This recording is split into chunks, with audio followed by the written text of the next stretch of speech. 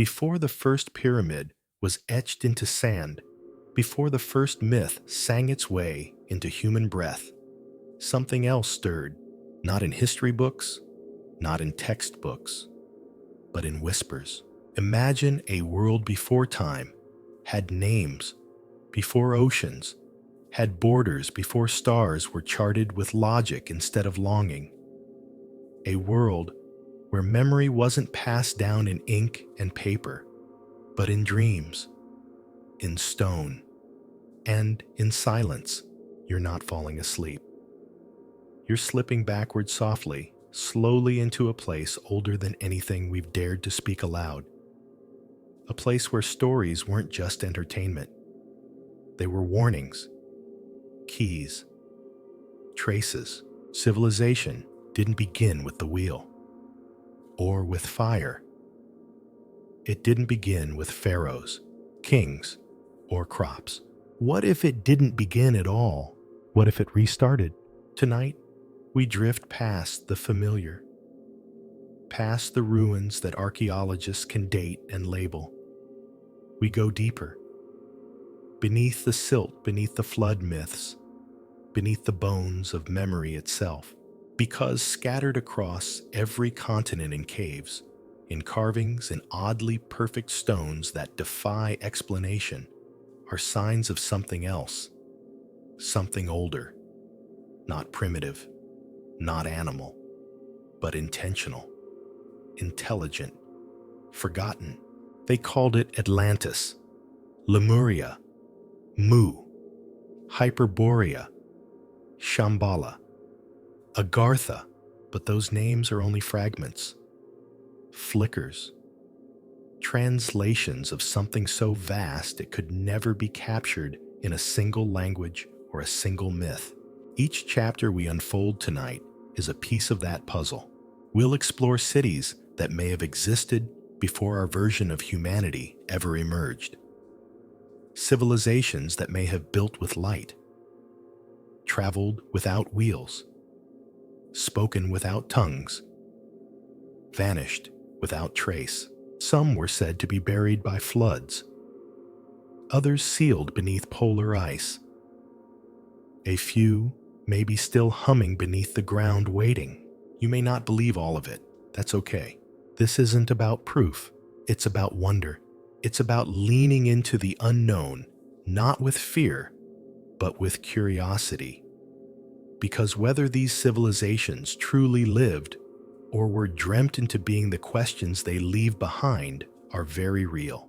Questions about memory, about time, about who we really are, and what came before us. So tonight, as you rest, let your mind drift far from the now. Let it circle the stars that once watched over ancient oceans. Let it sink beneath the waters that swallowed forgotten cities. Let it listen to the silence where something once was. We begin not with answers, but with a breath, a question, a feeling that maybe, just maybe, we were not the first. Let your mind drift now across the vastness of the Pacific Ocean. Imagine a time before continents cracked and drifted apart, when the earth wore a different face. There, in the soft morning light of prehistory, stretched a continent that no longer exists, Lemuria. Its name feels like a lullaby. Lemuria. Like it's always been there, just on the tip of our memory.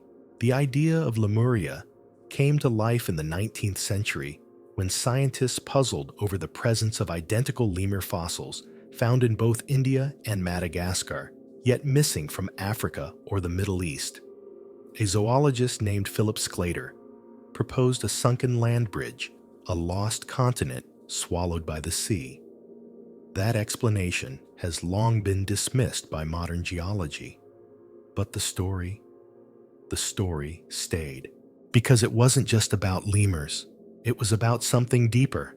Across cultures from South India to Polynesia to esoteric Western circles, Lemuria became more than lost land. It became a cradle, a sanctuary, a pre-human Eden of advanced spiritual beings who lived not by logic but by resonance. In Tamil traditions, there's talk of Kumari Kandam, a vast sunken land that once stretched across the Indian Ocean. Said to be the homeland of an ancient enlightened civilization, it eerily mirrors the Lemurian idea. According to legend, this land gave rise to early Tamil culture, language, and poetry, all washed away by rising waters. Farther east, in Polynesian lore, there are hints too of ancient islands that vanished beneath waves of ancestors who came from lands that are now gone. The names differ, the faces change, but the essence is the same, a place that once was now remembered only in fragments. In 1888, Helena Blavatsky, co-founder of the Theosophical Society, brought Lemuria into the spiritual spotlight. She described the Lemurians as tall, etheric beings, the third root race in her mystical framework. They were telepathic, emotionally pure, and lived in harmony with the natural world. Not human as we know it, but something softer, wiser, tuned to the earth's deeper music. They did not build towering cities of stone or metal. They built with crystal and intention. Their homes sang, their temples glowed. Their society flowed not with hierarchy, but with shared vibration. And yet, they're gone. How does a civilization like that vanish? Some say cataclysm, a flood, a tilt in the Earth's axis. Others say it was a choice, that when the world became too dense, too loud, they withdrew, not in death, but in dimension. Think of it like this. What if a civilization advanced not in machines, but in consciousness? Not outward, but inward. Would we even see it if it were still here? The ocean is vast. It hides. It remembers. Beneath its depths, the Pacific Ocean holds secrets, not just of tectonic plates and coral reefs, but of myths that refuse to drown. In 1997, the U.S. National Oceanic and Atmospheric Administration recorded an ultra-low frequency sound near the South Pacific. It was called the bloop. Loud, unexplained, never heard again. Some said it was ice cracking. Others thought it might have been a living creature. A few very quietly wondered if it was something else. A voice, maybe from something ancient, that stirs when no one is listening. And here, in the rhythm of waves and the silence of the deep Lemuria, lives on. Not as proof, but as presence, as a feeling. A quiet nudge from the back of your mind that says, you've known this before, you've been here, you've stood barefoot on shores that no longer exist, listening to the wind hum through crystal towers. You've felt that quiet harmony, not built, not earned, but remembered. And now, the world is waking up. Why is Lemuria returning to our thoughts? Why do more and more people feel drawn to its myth? Perhaps we are remembering, not inventing. Perhaps in this age of noise and speed, the soul longs for something older, something gentler, something Lemurian. It doesn't matter if it's real in the way we're taught to define reality. What matters is that it lives in stories, in symbols, in the space between dreams. And so, tonight, as you rest, imagine that continent, vast, quiet, glowing just beneath the surface of the sea, waiting for the right frequency to rise again. Lemuria was never about lost land. It was about remembering what harmony felt like, what stillness meant, what we might become once more. Lemuria was once radiant, not in the way we imagine modern brilliance, no engines, no cities that scraped the sky. Its light came from within, a civilization in tune with the earth, with the stars, and with itself. The Lemurians didn't conquer nature, they harmonized with it. They were said to communicate not with language, but with resonance. They could feel truth in frequency. They could sense imbalance in thought. And yet, even harmony has its shadows, because no golden age lasts forever. Every great story has its fall. And Lemuria, for all its purity and light, is no exception. But how exactly did a continent and the beings who flourished upon it vanish from the face of the earth? There are many stories.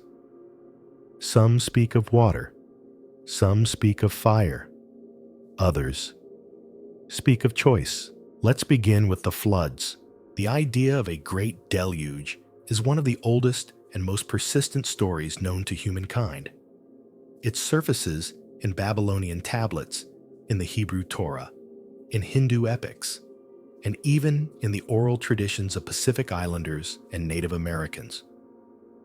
The world, they say, was once drowned, not once, but many times. Could Lemuria have been lost in one of these floods? If we picture a continent stretching across the Pacific, connecting parts of present-day India, Madagascar, Australia, and Easter Island, we begin to understand the scale. And if tectonic shifts occurred, if the ocean floor buckled and trembled, what would rise? What would fall? Some geologists have quietly noted the unusual elevation changes and sunken ridges across the Indian and Pacific Oceans, submerged plateaus like the Kerguelen or the Mascarene, where fragments of land hint at forgotten heights. No one dares call them Lemuria, but sometimes the sea doesn't need a name to remember. Then there's the fire. Other legends tell of a burning of volcanic eruptions so powerful they cracked the Earth's crust. Some believe Lemuria was consumed by flame before it was swallowed by water. In these versions, the fire is not just physical, it's symbolic. A spiritual decay, a fall not from terrain, but from grace. According to theosophical teachings, Lemuria began to decline when its people lost their balance. As their consciousness became more physical, more ego-driven, they began to lose their resonance with the earth. Technology, once a tool of light, was abused. Crystals, once used to heal and sustain, became weapons. Power began to seduce. Division crept in. Sound familiar? It's a pattern we know well. A rise, a peak, then the fall. But there is another possibility, a quieter one. What if Lemuria didn't fall at all? What if it left? Some esoteric traditions suggest that the Lemurians didn't die. They departed. When their frequency no longer matched the changing energy of the earth, they chose to ascend not physically, but dimensionally. They moved to another plane of existence, a layer of reality just out of reach, like a radio station slightly off the dial. In this telling, Lemuria's fall wasn't a tragedy. It was a transition. Those who couldn't make the shift, those still too bound to the material, remained. They became ancestors to new civilizations carrying fragments of Lemurian wisdom in stories, symbols, and instincts. But those who could, they became the Watchers, the hidden ones, the beings of light spoken of in dreams and visions, not angels, not aliens, but echoes of a civilization that chose stillness over survival. It's a beautiful thought, isn't it? That the end of a world might not be destruction, but transformation. That a culture might choose to disappear rather than corrupt. We see this echoed softly in real history, too. The ancient Maya abandoned entire cities, not from conquest, but by choice. Angkor in Cambodia faded into jungle silence. The Nabateans of Petra vanished, leaving their rose-colored city to the desert winds. Each time, historians offer explanations: drought, trade, war. But maybe, just maybe, some departures were spiritual. Perhaps Lemuria was the first. And tonight, as you lie still, you might feel it, the pull of a land, not gone, but quiet. A civilization that didn't fall, but folded itself into the earth like a lullaby. Somewhere beneath the sea, beneath the noise, beneath the fear, it hums, waiting, not to return in form, but in feeling. Not to rise as a continent, but to awaken as a memory. And maybe, in the silent spaces between your thoughts, you've heard it before. A voice without words, a peace without reason, a resonance. Lemuria may have vanished, but what it stood for can still be found in stillness, in kindness, in the choice to rise not in power, but in presence. So rest now. The world spins. The waves remember, and somewhere beneath it all, the song of Lemuria still plays, softly, for those who choose to hear it. Now drift further west, far beyond the edges of Lemuria into the still and endless blue of the Pacific.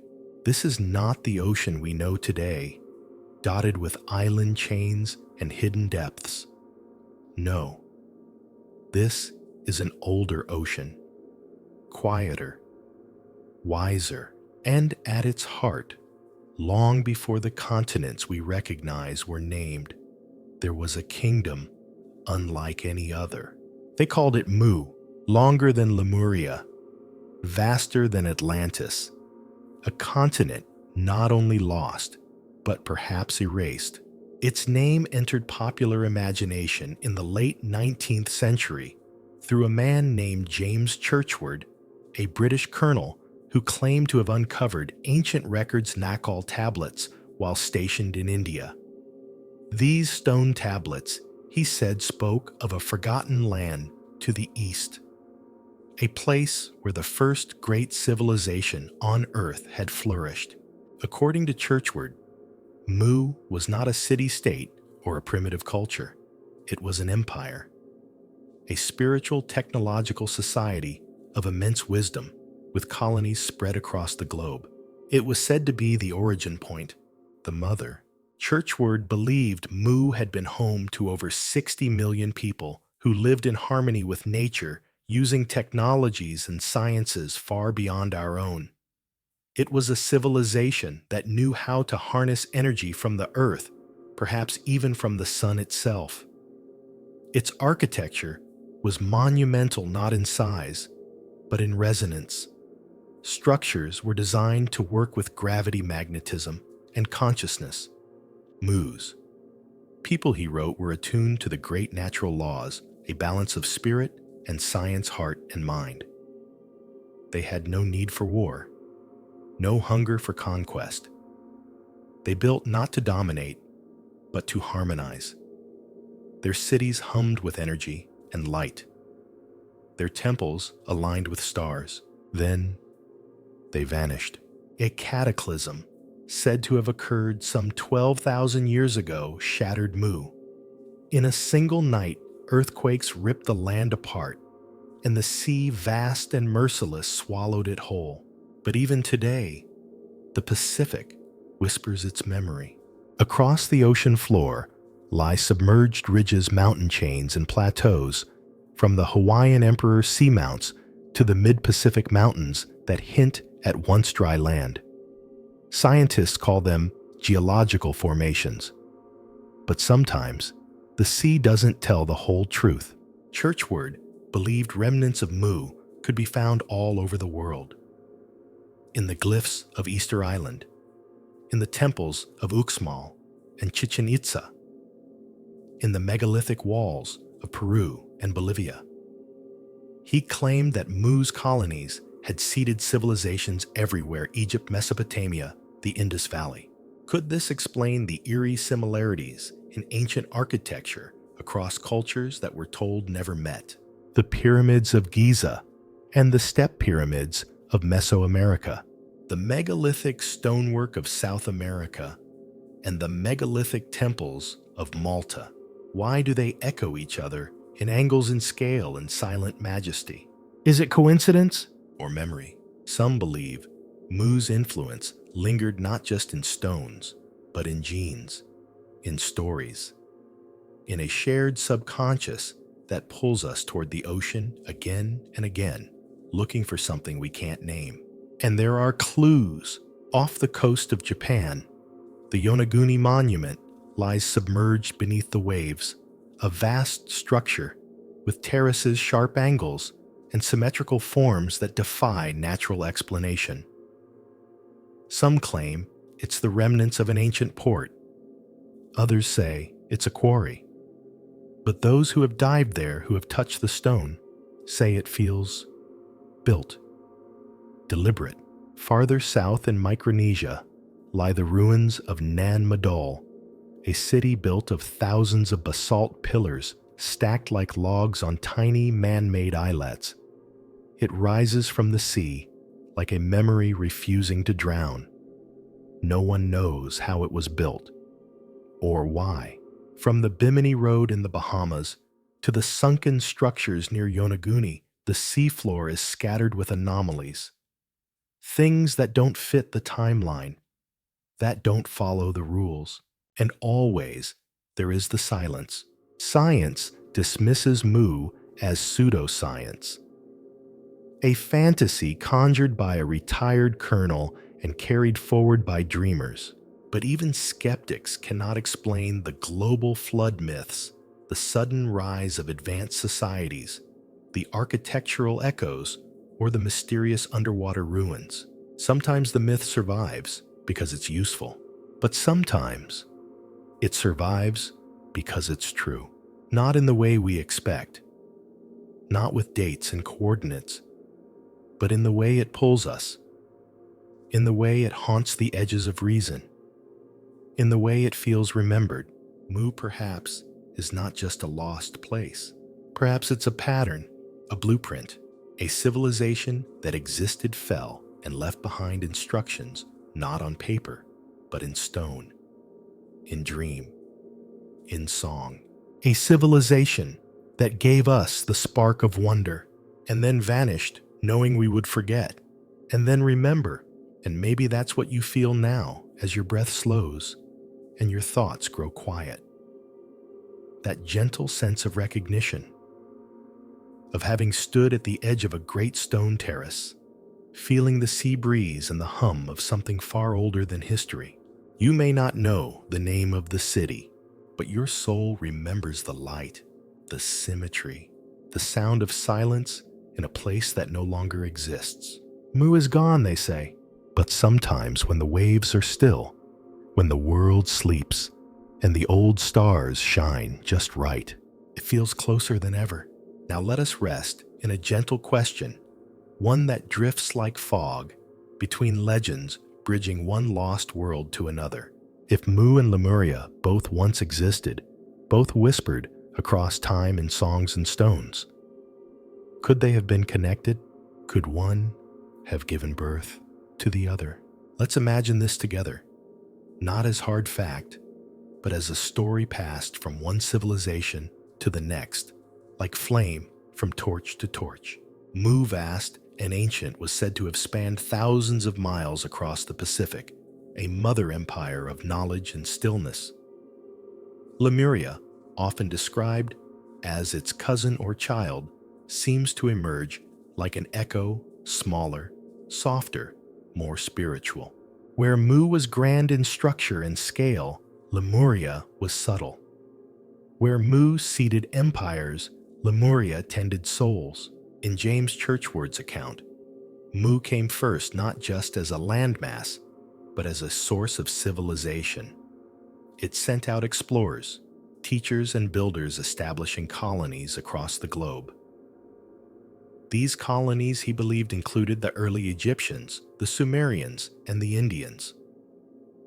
But Churchward also hinted that Lemuria may have been one of these colonies, not simply a separate culture, but a splinter shaped by time, distance, and purpose. Lemuria then might have been Mu's spiritual retreat, a place for the mystics, the intuitives, a sanctuary where material progress was set aside in favor of inner alignment. And that idea of colonies evolving into something deeper is not so strange. History shows us the pattern again and again. The Greeks adopted from the Egyptians and Babylonians, but transformed the knowledge into something new. The Renaissance took the bones of Rome and Athens and painted them in light. Even now, fragments of ancient beliefs live in our stories, our science, our dreams. So perhaps Mu gave Lemuria more than land. Perhaps it passed on an intention to go inward.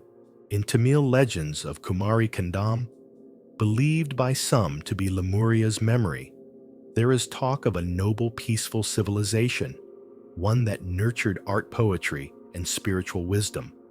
Some accounts even describe multiple cities or kingdoms within that sunken land, as if it too had provinces, temples, and schools. If Mu taught the world how to build, perhaps Lemuria taught it how to feel. One sent structures into the future, the other sent songs. This handoff from Mu to Lemuria is echoed in Polynesian myths as well. Stories tell of great seafarers who came from lands now drowned, bringing with them knowledge of the stars, of planting cycles, of sacred geometry. The navigators of Hawaii and Tahiti used methods that defy modern explanation, reading the waves, listening to birds, smelling the sea. These skills were passed orally through chant and rhythm, a practice more Lemurian than Mu-like, more intuitive than empirical. And so we begin to see how the myth of succession forms not of conquest, but of continuity, a slow unfolding, a handing down, like a civilization whispering to its child, "Here is what we learned, now take it further." There are stones that hint at this too. In Easter Island, Rapa Nui, the Moai statues stand solemn and silent, facing inland with wide eyes and heavy presence. Their origin remains uncertain, their method of movement still debated. Some theorize they were guided by energy lines or even sound, but there is another theory, one not found in textbooks, but whispered in native lore. The first builders, they say, came from Hiva, a place now drowned, and Hiva, some believe, was Lemuria. Could the Rapa Nui people have descended from Lemurian migrants, survivors of a slow disappearance who carried their memory in megaliths and chants? Could Lemuria have been seeded by Mu only to pass its own seed forward in turn? This lineage, from continent to island, from land to myth, creates a chain, not of blood, but of vision. A civilization spreading not just genetically, but vibrationally. And in that sense, Mu didn't vanish. It evolved. Like light filtering through stained glass, Mu's essence took different shapes across the world in Lemuria, in Easter Island, in the sacred geometries etched into temple floors and mountain altars. In this story, there is no fall, only transformation. We often view ancient civilizations as singular, rising, peaking, then falling. But what if they flowed into each other like rivers? What if Mu flowed into Lemuria, and Lemuria into Atlantis, and Atlantis into what we call history? What if we are not separate from them, but part of their long dream? Even today, echoes of this transition live on. In the sacred texts of India, the idea of yugas, cosmic ages, mirrors this cycle. The Satya Yuga, the golden age, slowly degrades through successive ages until it reaches darkness. Then begins again, a rise, a glow, a fall, a sleep, then memory, and with memory awakening. So, as you lay in stillness tonight, imagine that transition, the glowing shores of Mu, fading while Lemuria's soft light rises. One continent closing its eyes as another opens hers. There's no need for proof here, Only presence, only the gentle recognition that civilizations may pass more than DNA. They may pass emotion, instinct, a pull in the heart that cannot be named. Perhaps you carry that pull. Perhaps in your calmest moments, by the sea, under starlight, at the edge of sleep, you felt it. A memory not quite yours, a home you've never seen, a peace that calls without words. If so, perhaps that's the gift Lemuria left behind, a soft inheritance from Mu, a reminder that even in loss, we are not alone. We are the echo. We are the child, and somewhere deep inside us, we remember. What happens to a civilization when it's gone? Not just beneath waves or buried by ash, but when its language fades, its names vanish, and its cities are dust. Does it disappear entirely, or does it echo? This section is a quiet walk through those echoes. Because Lemuria may be gone swallowed by sea, softened by myth, but something remains. Something silent, heavy, and persistent. Let's begin with stone. Across the world, there are sites that whisper of a different time. Not just older, but other. Places that feel like memory. In India, the ruins of Mahabalipuram lie at the edge of the sea, their carved temples bearing wounds from the water. Local legend tells of 6 temples swallowed by the waves, with only one left standing. In 2004, after the Indian Ocean tsunami, those tales gained weight as receding waters briefly revealed the outlines of structures long buried beneath the surf. Was that Lemuria surfacing for just a breath? Farther east, on the island of Yonaguni, off the coast of Japan, massive underwater terraces lie in geometric formation, right-angle stairways, and flat plains. Some argue they are natural. Others see the hand of intelligence long before history began recording names. Then there's Nan Madol, the mysterious city built on a coral reef in Micronesia. With no mortar, its massive basalt stones rise above the water in haunting stillness. Who built it, and how remains unsolved. But local stories speak of builders from the sea, tall and radiant, who brought knowledge and then vanished. Each site is far from the others, and yet each carries the same feeling. Not ruin, not decay, but memory. Memory, encoded not in language, but in form. A feeling of purpose in every angle, alignment, and echo. Lemuria may not have left books, but perhaps it left design. Not decoration, but information. Sacred geometry, sonic structures, stone that sings if you know how to listen. Even sound itself carries echoes. In the chants of Polynesian navigators, in the mantras of the Indian subcontinent, in the throat singing of the Tibetan plateau, something pulses beneath the rhythm. Ancient voices calling to something beyond understanding, and sometimes beyond time. Take the Naga chants of southern India, said to invoke serpentine wisdom from a time before humanity, or the hula dances of Hawaii, whose movements are more than expression, their remembrance. Dances not choreographed, but received. Are these echoes of Lemuria, or are they the dreams Lemuria planted still blooming centuries later? Let's not forget the genetic echoes either. There are tribes in the Andaman Islands, the Aboriginal Australians, and certain South Indian coastal peoples who carry genetic markers that diverged tens of thousands of years ago, isolated, ancient, and hard to explain. Could these be the descendants of Lemurian survivors? Or just coincidence? Science treads carefully here, and rightly so. But still, the anomalies pile up. Language families with no clear origin.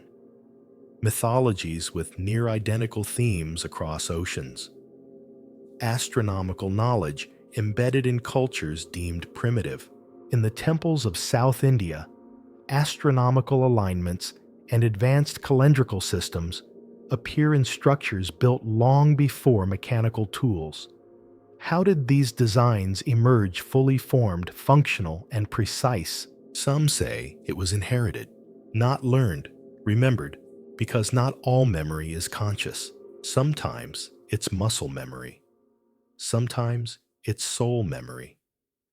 Sometimes it's a design etched so deep into the earth we walk through it without noticing. And then there are the songs. Soft old songs, lullabies sung by grandmothers whose mothers never taught them the words. Melodies that feel older than the voice singing them. In Madagascar, there's a lullaby that sings of the land that walks away when the moon is full. In Polynesia, a children's rhyme tells of the stone people who sleep beneath the sea, dreaming of sky. No one knows where these verses came from, but they linger, they survive. And that is the power of civilization. Not to last forever in brick and bronze, but to imprint something quieter, something that can sleep for millennia and still rise again when the wind is right. A story, a symbol, a hum. Perhaps Lemuria was not a single continent, but a frequency, a vibration of consciousness that took shape, passed through the world, and now waits in stone, in blood, in dream. Some say you can feel it when you visit certain places. A mountain that feels older than it should. A coastline that sings even when the wind is still. A cave where you dream differently. Others say it lives in us, in those moments when we move gently, when we speak kindly, when we pause before harming, we align with something ancient, not learned but remembered. A whisper from a time when civilization meant harmony, not hierarchy.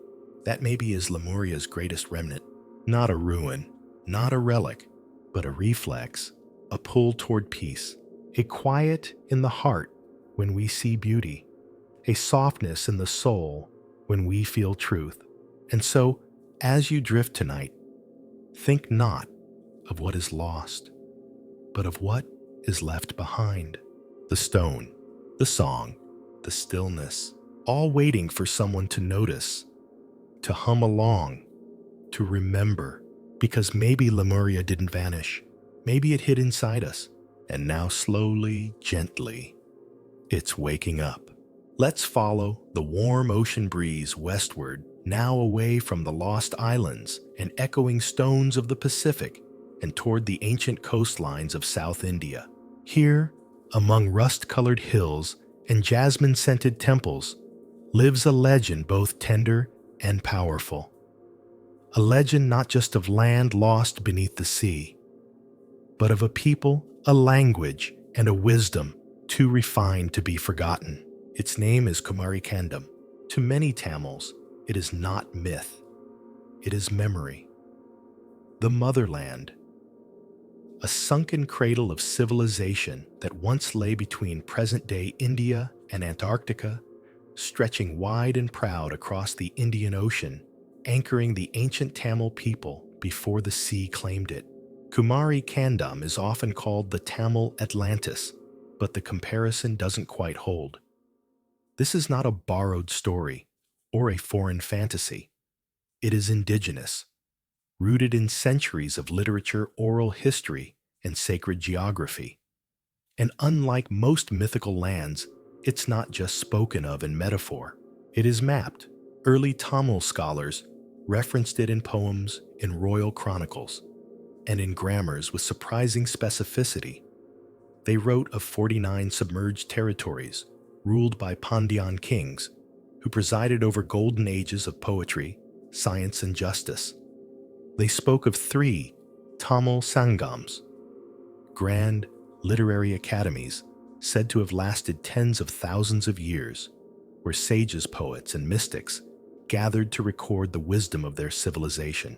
One Sangam, they say, lasted for 400 years, another 3,700, And the first, the most ancient, was held in a city now beneath the sea, a city called Tenmadurai, lost off the southern tip of India. These numbers stagger the mind. They stretch belief. But so do the timelines of every ancient mystery. Why do we find it so easy to accept Sumeria at 6,000 years and yet struggle to consider a poetic civilization 3 times as old? Because we've been taught to see time in straight lines, but perhaps time, like culture, spirals, circles, folds, and in those folds lie stories like Kumari Kandam. Stories where civilization doesn't begin with tools and conquest, but with verse, with music, with Sangam poetry so old its metaphors feel like prayers calling out to forgotten lands where the oceans now breathe. And these aren't whispers from a few esoteric scholars. In 1903, Indian historian N. Mahalingam popularized the idea of Kumari Kandam as the root of all global civilizations, proposing that after its submersion, its people spread knowledge to Egypt, Mesopotamia, and beyond. He was not alone. A wave of Tamil thinkers echoed the sentiment not out of nationalist pride, but as a cultural remembrance, a longing to reawaken something ancient that lived within them. Even the name Kumari, meaning virgin or pure, evokes something sacred. This wasn't just a place, it was a state of being. So where does Lemuria come into this? Quite directly, actually. In the 19th century, when Western geologists floated the now debunked idea of a lost land to explain the spread of lemurs, Indian scholars were already nodding. Not because of fossils, but because of memory. They had already felt that the sea had taken something precious. Soon, the two legends blended. Lemuria became in Tamil imagination a Western echo of Kumari Kandam, a validation of what they'd always known. But there is a key difference. While Lemuria is often framed as a civilization of light beings and etheric energy, Kumari Kandam is described as both mystical and tangible, with agriculture, kings, cities, temples, and roads. It was not an abstract paradise. It was real, rooted in culture, art, and a fierce connection to land and language. And perhaps that's what makes it so compelling, because even now, the sea off Tamil Nadu holds secrets. In 2002, off the coast of Pumpuhar, divers and sonar scans revealed stone structures, geometric, deliberate, and possibly thousands of years old, lying beneath the waves. The Indian government, initially skeptical, acknowledged the findings. Some archaeologists suggested the city might date back to 9,000 years ago, long before the accepted start of Indian civilization. And what was Pumpuhar? An ancient port city, once vibrant, now submerged. Locals had always said so. The waves, they claimed, had swallowed it. The sea remembers. It takes, but it leaves traces. Carvings of serpents, sunken steps, remnants of streets where sandals once walked. Stones carved with care, resting now under coral and silence. Perhaps these are fragments of Kumari Kandam, or perhaps just the latest in a long chain of cities lost and reborn. But either way, they remind us of something tender. That memory is not only written in books or carbon dates. Sometimes it's written in rhythm, in the way a people sing, in the curve of their script, in the pride of a grandmother's lullaby passed from mother to daughter to child. Kumari Kandam might not return as land, but it returns as longing, as an instinct that truth lies somewhere deeper, that our beginnings were not brutish and bleak, but beautiful. That civilization did not rise from fear and scarcity, but from song. And so, tonight, as the tide pulls gently at distant shores, you might feel it, that ancestral pull, not toward the stars, but toward the sea. toward a motherland, not lost but waiting, waiting to be remembered, waiting perhaps in you. Imagine a city by the sea. Warm breezes drift through palm-lined streets. Lanterns flicker near sacred groves, and down quiet corridors of polished stone voices rise in verse, steady measured eternal. This is not a temple, it is a sangam, a gathering of minds, hearts and souls, an ancient academy far older than the word academy itself, and perhaps one of the oldest institutions of knowledge the world has ever known, if not in our textbooks, then in our bones. Welcome to the Tamil Sangam era, the world's forgotten golden age of poetry, philosophy, and preservation. While most of the world was still carving its first alphabets, the people of ancient Tamilakam were already writing love poems, debating ethics, and mapping the stars. And at the center of it all were the Sangams, legendary assemblies of scholars, poets, mystics, and kings. 3 of them are remembered. The first Sangam held, they say, in 10 Madurai, now lost beneath the sea. The second Sangam moved inland after floods enduring thousands of years more. And the third, the only one for which we still have texts, fragments surviving, echoes of what once flourished. Modern historians place these periods somewhere between 500 BCE and 300 CE. But Tamil legends tell a much older story. They claim the Sangams lasted over 10,000 years, with thousands of poets contributing tens of thousands of verses now mostly lost.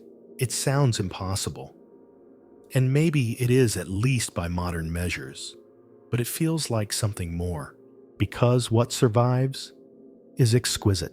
Open the ancient anthology known as the Purana Nuru, and you'll find verses as vivid and delicate as raindrops on stone.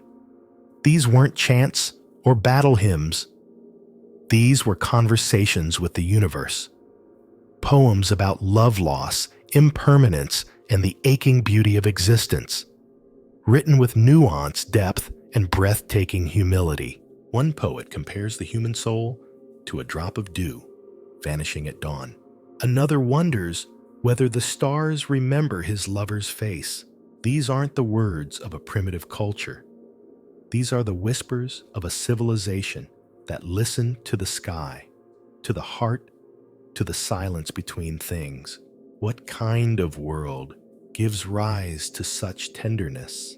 What kind of people spend centuries not building armies or empires, but verses? The Sangams were more than literary societies.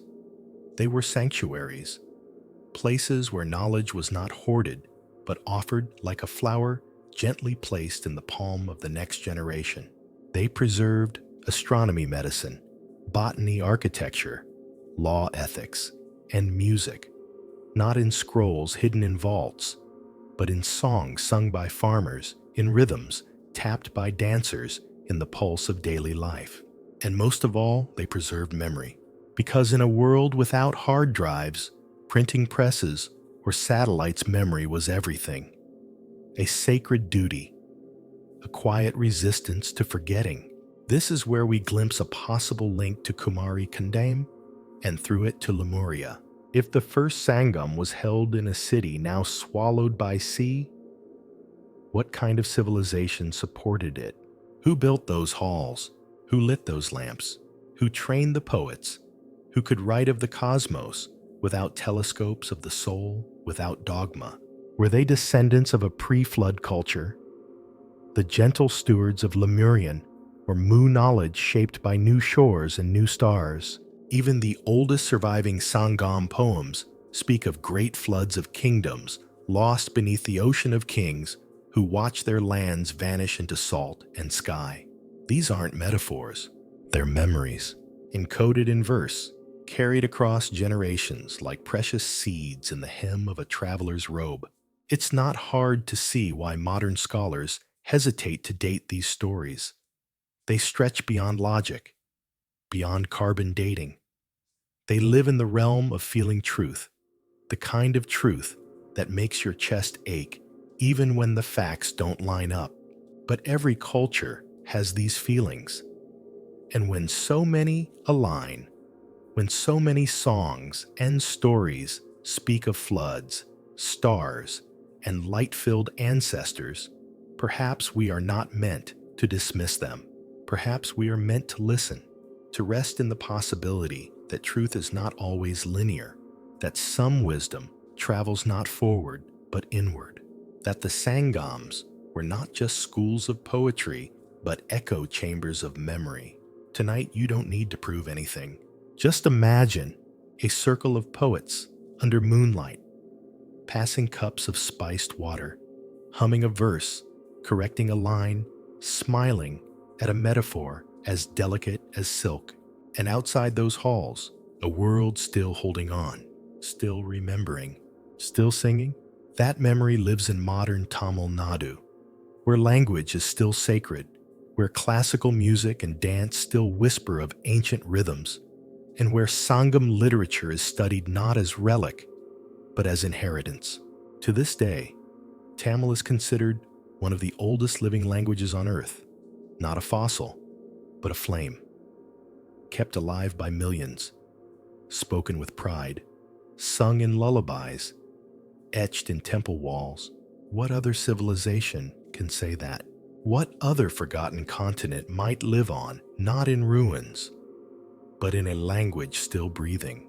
And so as you settle deeper into the stillness of night, know this. Lemuria may have vanished, Kumari Kanda may have sunk, but the Sangams, they sing on, in every whispered prayer, in every verse too beautiful to forget, in every dream of a world where poetry came before power, and where remembering was the noblest art of all. We've all heard of Atlantis, the sunken city, the lost paradise, the echo of a golden age swallowed by the sea. Its name rolls off the tongue like a half-remembered lullaby, familiar, haunting, mysterious. But what if Atlantis wasn't the beginning? What if by the time Atlantis rose to glory, it was already standing on the ruins of something older, something deeper, something we've already begun to explore in Lemuria, in Mu, in Kumari Kandam, civilizations that may have flourished tens of thousands of years before the name Atlantis was ever spoken. Could Atlantis have been a successor? Not a singular marvel, but a link in a long chain of forgotten worlds. Let's return to Plato, the ancient Greek philosopher who introduced Atlantis to the Western world. In his dialogues, Timaeus and Critias, he describes a mighty civilization located beyond the Pillars of Heracles, what we now call the Strait of Gibraltar. A land of vast wealth, advanced technology, and ideal governance. A utopia until it grew proud and fell. He claimed the story came from Solon, a respected Athenian statesman who had traveled to Egypt, where priests told him of a cataclysm that wiped out a powerful Atlantic civilization 9,000 years before his time. That places Atlantis around 11,600 years ago, a curious alignment with the end of the last ice age and with the geological period known as the Younger Dryas. But here's where the question deepens. When the Egyptian priests spoke to Solon, they described a series of catastrophes, floods, fires, and earth-shattering upheavals that reset civilization more than once. They said that humans, though noble in spirit, forget what came before, that only the wise preserve memory. Atlantis then was not the first. It was simply the last in a cycle of rises and falls. That idea of cyclical history of memory, buried and reborn, echoes across global mythologies. From the Maya and their four sons, to the Hindu Yugas, to the Norse Ragnarok, and even to the biblical floods, each speaks of worlds that came and went before ours. So perhaps Atlantis was not the beginning of mystery, but the final chapter of a much older book. A book that included Lemuria Mu, and even more ancient realms whose names we no longer know. What kind of world then gave rise to Atlantis? And what kind of memories did it inherit? Some esoteric traditions, particularly those within theosophy, and Edgar Cayce's readings describe Atlantis as a melting pot, a place where survivors from Lemuria and other older lands gathered, a kind of civilizational ark, carrying with it the remnants of prior wisdom, crystal energy, telepathic communication, healing temples, and knowledge of the stars.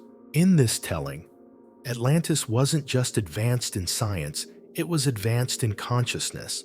But as in all cycles, light turned to shadow, pride replaced purpose, power became obsession, and technology, once sacred, became a weapon. Cayce describes crystal towers that once channeled cosmic energy, later used to control the weather, to manipulate thought, even to destroy. And so, Atlantis fell, not only beneath waves, but beneath the weight of its own hubris. If this version of history holds truth, even metaphorically, then Atlantis becomes a mirror, not of our future, but of our past.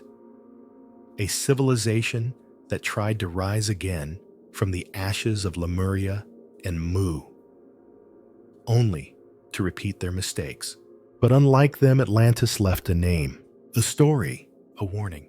What makes it linger so vividly in the imagination is that it feels possible, tangible. The architecture, the rings of land and water, the temples of gold, they seem just real enough to believe. And that belief invites us to wonder if Atlantis was possible.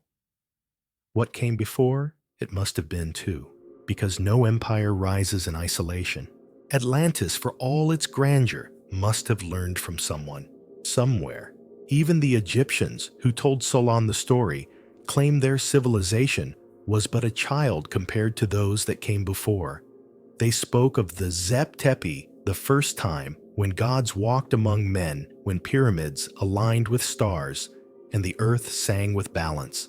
Who were these gods? Beings of light, or survivors of something more ancient? Lemurians perhaps adapted to a new world. Atlanteans may have called them gods, but they were simply the keepers of memory. There's another clue, a quiet one, in the architecture of early Egypt and Mesoamerica. The earliest pyramids are often the most precise. The oldest stonework is frequently the most complex. That's not how progress usually works, unless what we call the first was really a rebuild, a reboot of what came before, a desperate attempt to preserve a fading flame passed down from teachers whose own world had crumbled. So tonight, as we lie still, let's revisit Atlantis, not as a destination, but as a pivot point, a place where the last lights of pre-flood knowledge flickered and faded. The cataclysm that took it may have been sudden, a comet strike a shifting pole, a planetary reset, but the forgetting, that was slower. Generations passed, memories blurred, myths emerged, and finally, all that was left was story. But story, dear traveler, is powerful. It may be all we truly have. So close your eyes now and imagine not the fall of Atlantis, but the long thread it tried to carry forward. A thread spun in Lemuria, woven through Mu, passed hand to hand, heart to heart, until the last temple doors closed and the sea claimed the final breath. And yet, the thread remains, waiting to be pulled, waiting for someone perhaps you to remember. Now turn your attention south, far south, beyond the lush tropics of Lemuria, past the sunken plains of Atlantis, and beyond the memory of all known lands, to a place that seems at first empty, cold, hostile. But wait, listen beneath the wind. There is something sleeping beneath the ice. For centuries, Antarctica was considered a blank slate, a frozen desert, with no history, no past, no people. But more and more quiet voices have begun to ask a bolder question. What if Antarctica was once alive? What if it once held forests, rivers, lakes, even cities?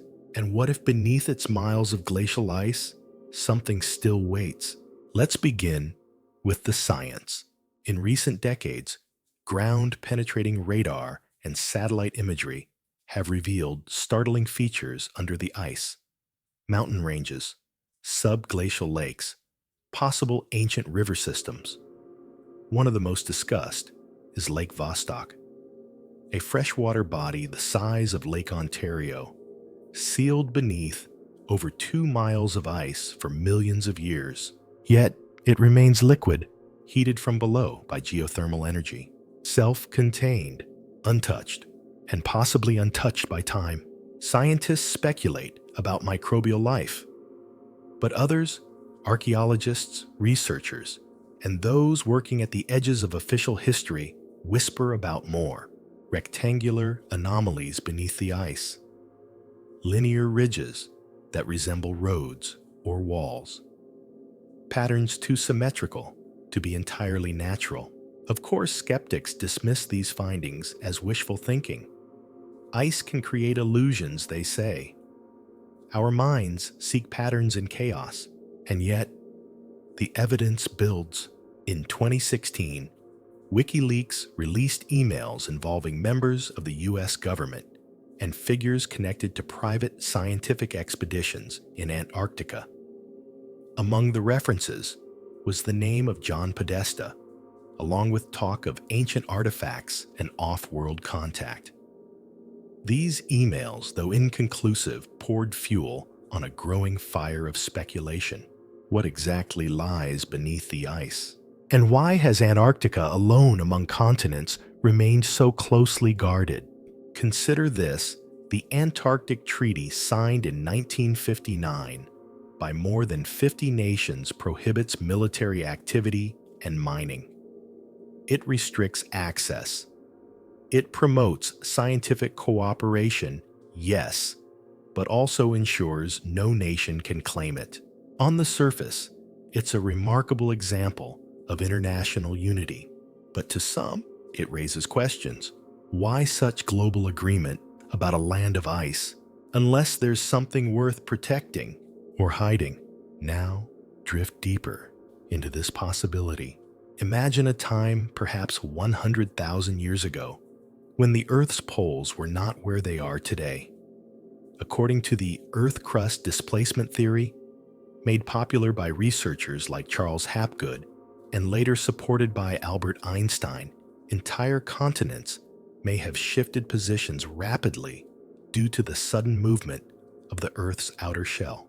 If this occurred, it's possible that Antarctica was once situated closer to the equator, lush, habitable, and temperate, supporting not only life, but civilization. There's an old map, the Piri Reis map, drawn in 1513, that depicts parts of the South American and African coasts with astonishing accuracy. But it also appears to show the coastline of Antarctica without ice. Historians argue about its origins, but the fact remains the map references older source materials now lost. Where did those materials come from? Who could have charted a land that today is buried under 2 miles of ice? The answer is as chilling as it is intriguing. Someone who saw it before the ice came, before the axis shifted, before memory fractured. Some believe the last ice age ended not with a slow melt, but with a sudden event, a cosmic impact perhaps, or a massive solar flare triggering planetary chaos. If so, a civilization based in Antarctica would have been obliterated, frozen, forgotten, and yet preserved.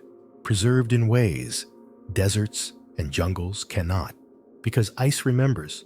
What other continent offers such stillness, such secrecy, such perfect silence? If any place could hold the bones of a world before ours, the architecture, the tools, the libraries, it would be here. Some whistleblowers and remote viewers claim to have seen vast underground cities, vaults sealed with resonance technology. Giant humanoid remains perhaps the first architects or even Lemurian survivors who migrated to the southern pole. Science doesn't confirm these visions, but it doesn't deny the mystery either. In 2017, even Buzz Aldrin, the astronaut, visited Antarctica. Afterward, he reportedly tweeted, then deleted the words, "We are all in danger." It is evil itself, true or internet hoax. We may never know, but something continues to draw people south, not just for science, but for discovery. A few researchers believe that Antarctica may be the true origin of global myths, the homeland of the gods, the place from which beings of light, tall and radiant, emerged after the last cataclysm. They were known by many names: the Viracocha in South America, the Nagas in India, the Tuatha De Danann in Ireland. Could they all trace back to a single ancestral source preserved in ice until it was time to begin again? Tonight, as you drift deeper, let the image settle into your dreams. A warm continent long ago, forests sighing in sunlight, towers of quartz humming with energy, a civilization at peace, not because it had no enemies, but because it had outgrown war. And then the sky shifts, the wind howls, the axis turns, and the world forgets. But beneath the ice, the first architects sleep, their temples frozen, their libraries sealed, their voices silent but not lost, only waiting for the ice to melt, or for memory to warm, because perhaps the oldest civilization didn't vanish. It simply went quiet. And in this silence, in the stillness of Antarctica, the blueprint of the beginning remains, waiting for someone, maybe you, to feel it again, not with eyes, but with the part of you that still remembers. Let your mind rest gently now on parchment. Not ice, not stone, but paper. A map, frayed at the edges, inked by steady hands centuries ago, but drawn perhaps from knowledge far older than history dares admit. This is the Piri Reis map, created in 1513 by an Ottoman admiral of the same name, Ahmed Muhyiddin Piri, better known as Piri Reis. What makes this map so extraordinary isn't just its age or beauty, but what it shows. Because this map, kept now in the Topkapi Palace Museum in Istanbul, appears to depict a world few should have known in the early 1500s. At a glance, it seems like a map of the Atlantic, the west coast of Africa, the east coast of South America. That alone is impressive for the time. But then, something strange emerges. At the bottom, curving along the edge of the known world, lies a landmass that seems out of place, ice-covered, jagged, and startlingly accurate in shape. It resembles the coastline of Antarctica. But here's the problem. Antarctica wasn't officially discovered until 1820, more than 300 years after the map was drawn. Even more unsettling, the shape of the land depicted on the map doesn't resemble Antarctica as it appears now under miles of ice, but rather as it would appear ice-free based on modern seismic and satellite data. So how could Piri Reis have known? He himself admits he didn't. In a note written on the map's surface, he explains that his work was a compilation drawn from dozens of earlier source maps, some from Arabic sailors, some from Portuguese explorers, and others far older. He refers to maps drawn in the time of Alexander the Great, perhaps older still. Some researchers believe the Piri Reis map was based on ancient source material, passed down, recopied, and reinterpreted across cultures. A kind of cartographic fossil carrying echoes of an age before memory, when the world's coastlines were walked, measured, and mapped by beings we no longer remember. But who were they? Some suggest pre-Ice Age civilizations like those of Lemuria or Atlantis, whose explorers reached the polar regions before they were frozen. Others suggest a global seafaring culture that existed long before Sumer or Egypt, whose knowledge spread to every corner of the earth, leaving behind the fragments we now call myths. Of course, critics point to cartographic errors on the map. The proportions aren't perfect. The scales are inconsistent. Could the southern landmass be a distorted version of South America? Maybe, but the deeper one looks, the stranger it becomes. In 1960, Professor Charles Hapgood, a history professor from Keene State College, published Maps of the Ancient Sea Kings, arguing that the Piri Reis map and others like it suggest the existence of a highly advanced prehistoric civilization capable of global navigation and precise geographical knowledge. His theory: the Earth's outer crust may have shifted around 10,000 BCE, moving Antarctica from a temperate zone to the polar region. If so, that would mean the land we now call Antarctica was once habitable and mapped. And if it was mapped, it was known. Hapgood's work caught the attention of none other than Albert Einstein, who wrote the foreword to Hapgood's book. Einstein didn't endorse the entire theory, but he did call it of great importance and encouraged further exploration. So the question remains, who knew Antarctica before it froze? Who could measure coastlines without satellites? Who could chart stars with such precision that entire hemispheres were aligned on parchment? Perhaps the same people who built Göbekli Tepe, a Neolithic temple site in modern-day Turkey, dated to 11,600 years ago, the same era as the Piri Reis map's possible source material.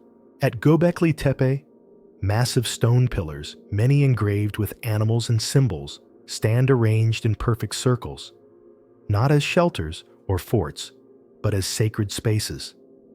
And yet, this site predates metal tools, agriculture, and writing.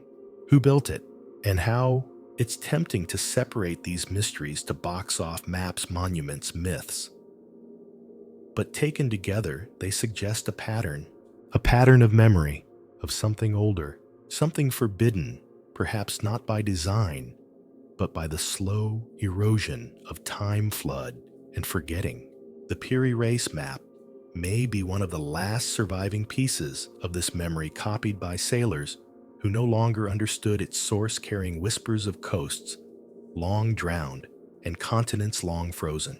There are other maps too.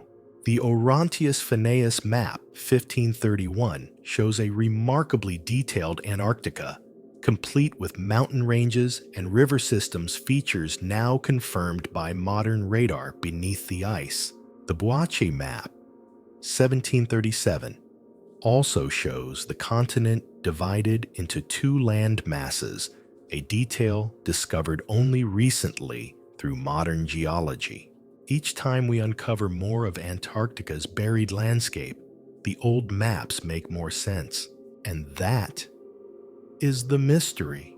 Because maps do not lie, they simply record, even when the hand that drew them has long forgotten the voice that first described the shore. So as you lie in the hush of night, picture that map, aged, cracked, curled at the corners. Picture the hand that inked it, and the one before that.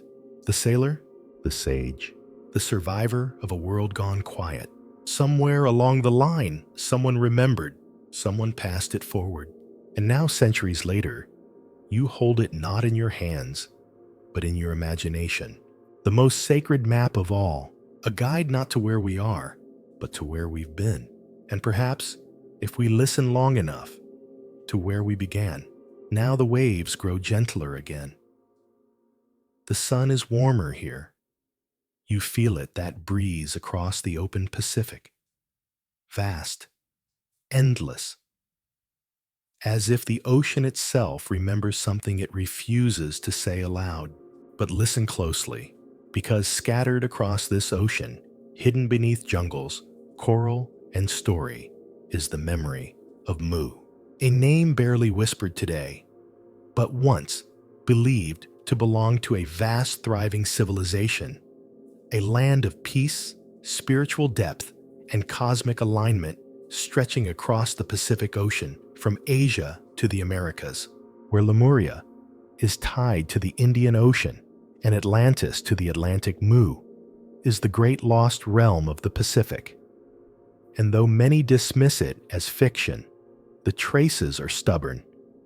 They linger in oral traditions, stone architecture, and impossible alignments waiting patiently like islands beneath the fog. Let's begin with the myths. Across Polynesia, in Hawaii, in Tahiti, in Samoa, there are stories of a motherland. A great land mass that once existed in the east, now lost beneath the waves. In Maori legends, it is called Hawaii, the place where the gods lived and where the ancestors came from. In the Americas, the Hopi people tell of the Third World, which was destroyed by water after its people strayed from spiritual harmony. The survivors, wise ones, traveled to new lands, bringing knowledge of the stars, of planting of balance. Even in Japan, some Shinto texts speak of a time when gods descended from the sky and established order not in the heavens, but upon distant islands long since consumed by the sea. These stories are not isolated. They form a web, a chorus of memory, different languages, different rhythms, but the same refrain: there was a place before, and then it was gone. The name Mu entered the Western imagination in the 19th century through the work of Augustus Le Plongeon, a British-American archaeologist who studied the Maya ruins of Central America. He believed that the Mayan civilization was a colony of Mu, a Pacific empire far older than Egypt or Babylon. Later, James Churchward, a British colonel turned mystic, expanded the idea. He claimed that Mu was the original Garden of Eden, home to 64 million people, governed by a priest king, and advanced in science and consciousness. According to him, Mu was destroyed in a single night by a volcanic catastrophe, leaving only scattered islands and broken memory. Critics were quick to call it fantasy, but again, the echoes. Visit the mysterious ruins of Nan Madol off the coast of Pohnpei in Micronesia. Massive basalt columns stacked without mortar, forming over 100 islets connected by canals. It's been called the Venice of the Pacific, though no one knows how or when it was truly built. Oral traditions say it was constructed by giants beings who moved stone with the help of magic or song. Or consider Easter Island or Rapa Nui, home to the famous Moai statues. Towering solemn faces, gazing inland, not out to sea. Many are buried up to their shoulders, but beneath the earth, full bodies lie complete with inscriptions, hands, and ceremonial etchings. Some are over 80 tons in weight, and no one knows how they were moved across rugged terrain with no wheels, no metal, no beasts of burden. Local legends say the statues walked, moved by priests through chance vibrations or spiritual force. Once again, the past whispers, we knew something, and then we forgot. Then there's Gunung Padang in Indonesia, a megalithic site that challenges everything we assume about time. Buried beneath a hill in West Java, it was long thought to be a natural formation. But core samples and radiocarbon dating suggest otherwise. Layer upon layer, stone upon stone, built over tens of thousands of years, some layers possibly dating as far back as $22,000 BCE. If true, Gunung Padang could be the oldest human-made structure on Earth, and perhaps one of the last living remnants of Mu. And yet we're told over and over that writing cities and architecture began only around 5,000 years ago. Anything earlier, impossible. But the earth keeps revealing secrets, and Mu keeps calling. Because beyond the stones, beyond the maps and myths, there's something else, something softer. The resonance, stories from across the Pacific describe a people not of war, but of balance, not of kings and conquests, but of harmony with stars, with animals, with the sea itself. A civilization where music shaped memory, where energy was felt, not extracted, where temples were tuned to frequencies that soothed the body and awakened the soul. In Churchward's writings, Mu was a civilization of light, not literal brightness, but spiritual clarity. A world where thought could move matter, where illness was treated with vibration, and where the true nature of the universe was understood as a sacred dance. Is it true? No one knows for sure. But maybe that's not the point. Maybe Mu is not just a lost continent, but a forgotten state of being, a memory of what it felt like to live in alignment before the noise, before the fear, before the world turned so loud. And perhaps that's why the stories linger, why elders still sing of distant lands, why stones still hum when you press your ear to the earth, not to teach us what was, but to remind us of what could be again. So tonight, as the waves hush around you and sleep draws near, let your mind drift across the Pacific, past the atolls and the reefs, past the myths and the doubt, down into the warm, clear depths where coral meets memory.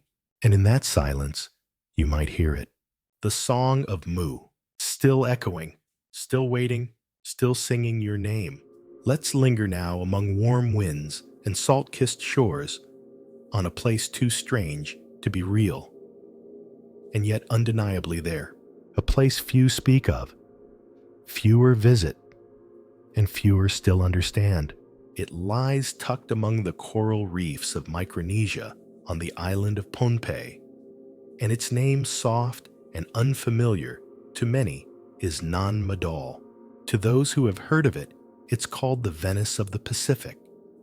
But that comparison is unfair, because Venice is charming, and Nan Madol is something else entirely. It's solemn, mysterious, out of place, and perhaps out of time. Imagine over 100 man-made islets linked by tidal canals, all built upon a coral reef. Massive black basalt columns, some weighing over 20 tons, stacked in crisscross patterns like some ancient giant's lumber pile. Towering walls, hollow courtyards, tomb chambers, ritual pools, all constructed with no mortar, no iron tools, no pulleys, no wheels, and no known explanation. Local legend says the stones were flown into place, carried through the air by chance and spells. That two brothers, Olisipa and Olosopa, built Nan Madol to honor the gods using magic to lift the stones. One of them died. The other became the first Saudalur ruler of the island. That word, Saudalur, refers to the mysterious dynasty that ruled Pohnpei for centuries. A foreign elite said to have arrived by sea from a distant land. Their rule was strict, centralized, unlike the more egalitarian traditions of the native islanders and their capital, Nan Madol. But here's the puzzle. No one knows when it was built. Estimates range from 200 BCE to 1200 CE. But the oldest oral traditions place its origins far earlier. The style, the sheer scale, the effort required, none match the surrounding cultures or technologies of their supposed time. And then there's the basalt. These massive pillars weren't local. They were quarried from elsewhere on the island miles away, and somehow transported across dense jungle, across lagoons, and stacked with geometric precision. No cranes, no beasts of burden, no definitive answers. You can stand among the ruins, as many archaeologists have, and feel it, that strange stillness, the heaviness of time, the sense that this was not merely a city, but a ceremonial machine, aligned, engineered, designed for a purpose we no longer comprehend. Nan Madol is often compared to Machu Picchu or Angkor Wat, but those have histories, names, context. Nan Madol only whispers. Some researchers have proposed it as a colony of Lemuria, or perhaps Mu, a surviving outpost after the floods, a place where stone knowledge was preserved, where memory was kept alive in coral and basalt. It's not just its architecture that puzzles, it's its location. Built atop a coral reef, exposed to storms and high tides, the site makes little practical sense unless it was once part of a larger landmass now submerged. Some geologists speculate that rising sea levels over millennia isolated the ruins. Others suggest a slow tectonic sinking, a phenomenon observed elsewhere in the Pacific. If so, Nan Madol may be just the tip of a far larger complex now hidden underwater. Some divers in recent years have reported finding submerged walls, stairs, and carved features beyond the known boundaries. But research has been limited. The waters are remote. The area receives little funding, and there is a lingering reluctance in the academic world to admit what cannot be easily explained. But for those who listen, really listen, Nan Madol has much to say. It tells a story of forgotten knowledge, of a people who could shape stone with such mastery that their work survives untouched by time or weather, of rituals tied to the moon, the tides, the stars. For some chambers seem aligned astronomically, their canals flooding only at certain celestial intervals. It tells of displacement. The Saudalur were overthrown by Isokalekal, a semi-mythical hero said to have sailed from the east. The foreign rule collapsed, the site was abandoned, and the jungle crept in. The silence returned. Today, few tourists visit.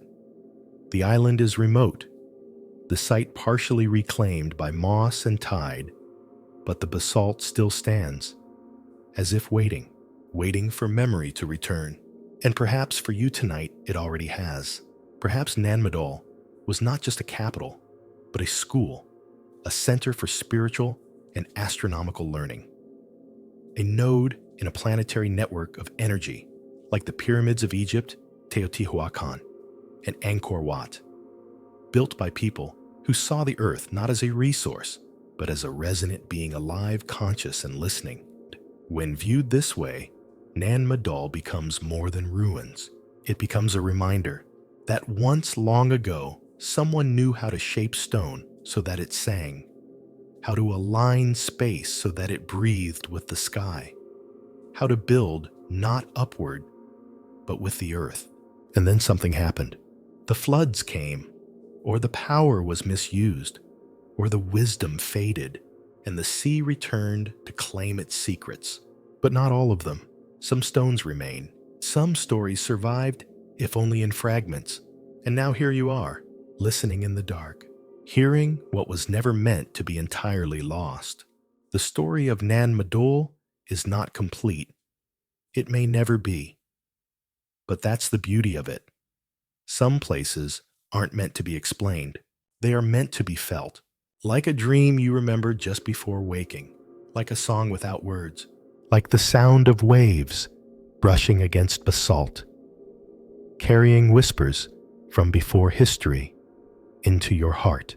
Drift now to the edge of the world, to a small island adrift in the southeastern Pacific, thousands of miles from any mainland. Remote, windswept, and hauntingly beautiful. It is called Rapa Nui by its people. But to the world, it is better known as Easter Island. And here, over 800 massive stone figures, the Moai stand as silent witnesses to something we no longer understand. Some stare inland. Others lie half buried in volcanic slopes. Many have been toppled, weathered, and worn, yet their presence endures, unmistakable, humbling, as if they are still watching, still remembering, still waiting. We often see these statues in photos, strange and striking but out of context. We forget how impossible they truly are. Each moai was carved from solid volcanic tuff, some weighing up to 90 tons. Many were transported across miles of rugged terrain, without wheels or draft animals. Somehow, without modern tools, without written plans, entire generations of islanders carved, moved, and raised these giants, and we still don't fully understand how. There are theories, of course. Some say they were rocked upright, swayed forward with ropes inch by inch like walking giants.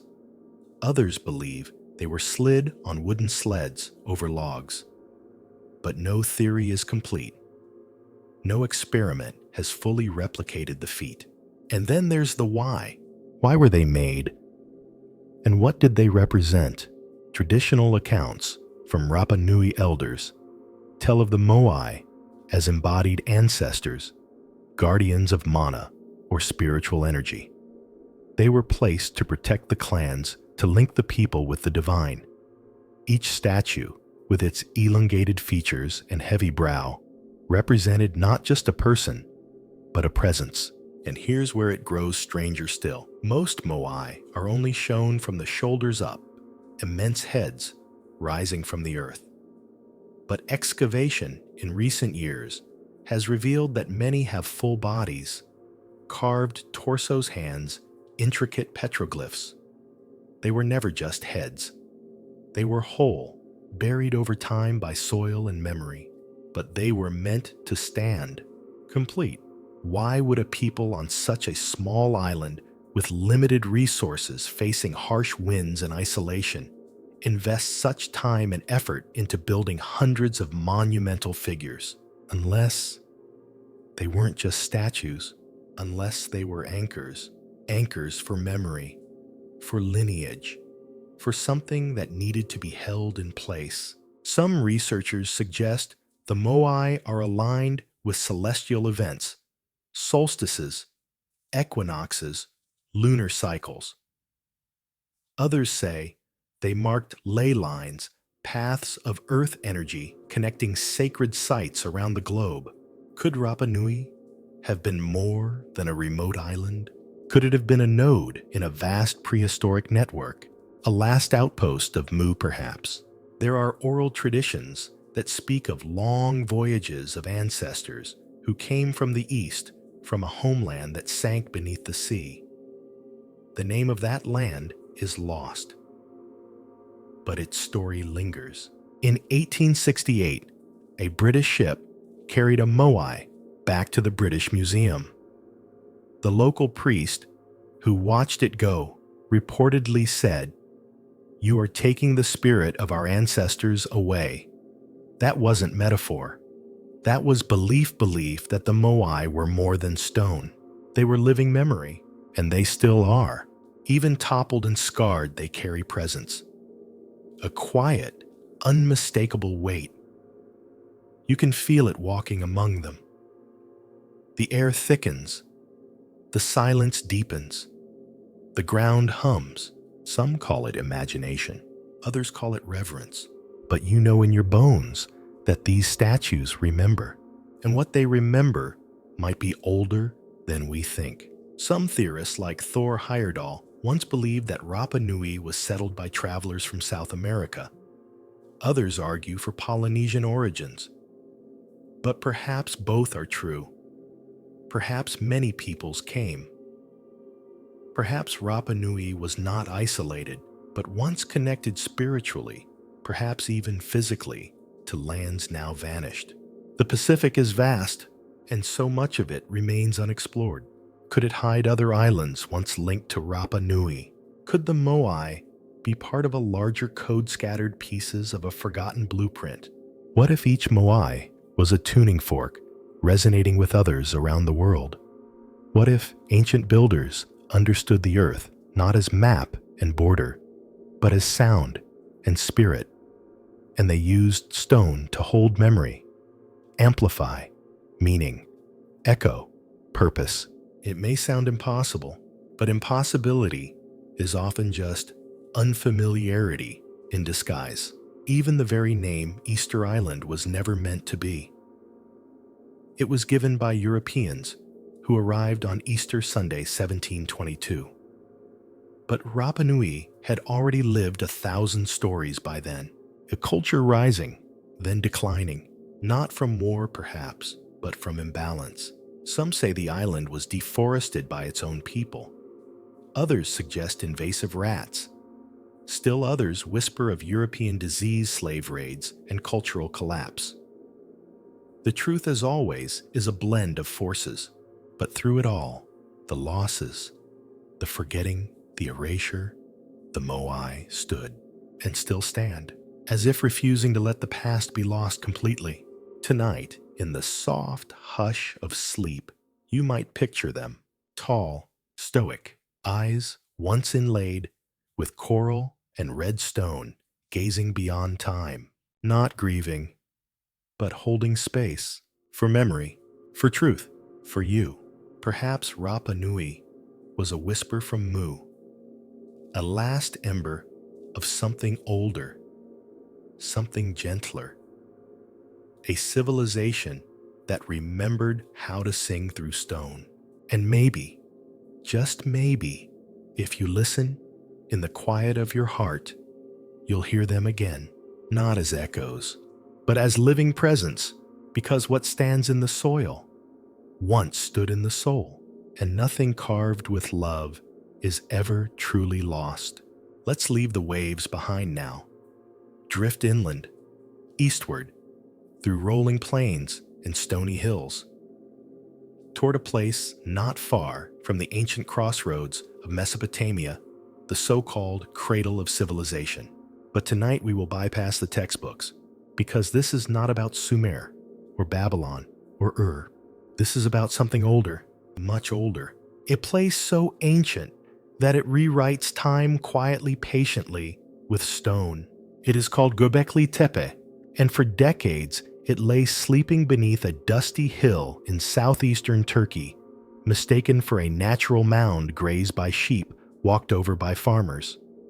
Until 1994, when a German archaeologist, Klaus Schmidt, looked a little closer and saw the edge of something impossible, a pillar, carved, decorated, out of place, and then another and another.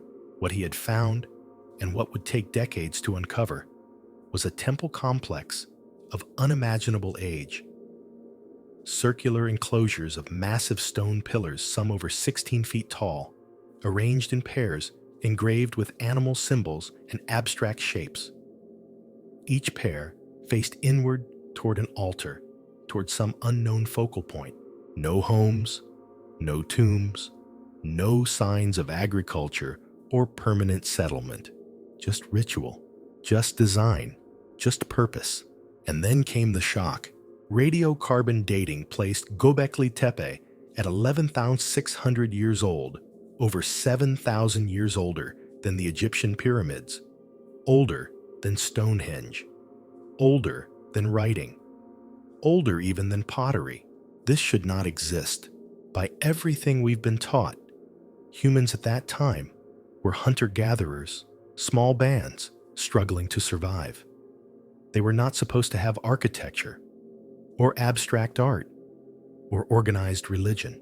And yet, here it is, a temple, built not as shelter, but as statement. Schmidt once said, "First came the temple, then the city." What if religion, or spirituality, was the spark? What if humans gathered first to honor something greater, and only later learned to plant, to settle, to stay? That changes everything. And Göbekli Tepe has more secrets to whisper. The pillars, some weigh up to 10 tons, are carved with foxes, snakes, scorpions, wild boars, and birds. Not painted or etched, but chiseled in relief with astonishing skill. Some symbols recur like the H-shaped glyph, or the abstract humanoid figures with arms folded across the waist. But who were they, and how did they move these stones? We still don't know. There are no quarries nearby, no wheels, no pack animals, just will, just memory, just method, long forgotten. Some researchers now believe Göbekli Tepe was not an isolated site, but part of a broader sacred landscape. Other nearby hills contain similar yet smaller structures, suggesting a regional culture, perhaps even a pre-flood civilization that has barely been scratched. And then there's the strangest part of all.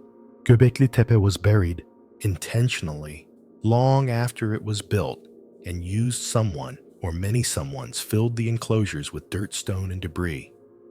Carefully, gently, as if preserving it, as if they knew the world would forget and wanted something to survive. That act, the conscious burial, might be the greatest mystery of all. Why would an ancient people go to such lengths to hide what they had created? Were they protecting it from something, or mourning something lost? Perhaps a flood was coming, or perhaps a cycle was ending, a sacred calendar turning its final page, and they knew it was time to sleep. Some believe Göbekli Tepe marks the end of the Younger Dryas, a sudden mysterious cooling period that lasted over 1,000 years and ended around 9600 BCE. This event coincides with global flood myths from Mesopotamia to India, from Mesoamerica to the Bible. Could Göbekli Tepe have been a beacon before the deluge, a lighthouse of memory, guiding humanity through the dark? Others point to astronomical alignments, the possibility that the site maps constellation solstices, or even a record of a comet impact. The carvings may be not just religious symbols, but a language of the stars. And still others believe Göbekli Tepe was built with help, not necessarily aliens, but survivors. From Atlantis, from Lemuria, from Mu. Beings who remembered and rebuilt, who carried the spark of an earlier world and planted it in stone. It may be tempting to dismiss such theories, but look again. Look not with skepticism, but with curiosity, a society that built megalithic temples. Before agriculture, before pottery, before writing, and then buried them for someone else to find. That is not primitive. That is legacy. That is grace. And now, as the dust of centuries settles, we are beginning to listen again. Göbekli Tepe is still being uncovered. Less than 10% of the site has been excavated. It stretches beneath the soil, waiting a message not yet fully received. But even now in its silence, it teaches that our story is longer than we were told. That mystery is older than fact. That memory is written in more than books.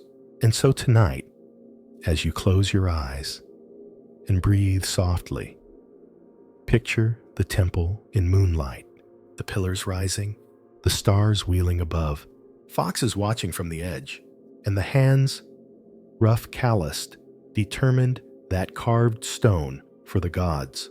No kings, no cities, just intention, just awe, just the whisper of something sacred now heard again. Let's cross the ocean now, quietly without waves, and drift into the green heart of North America.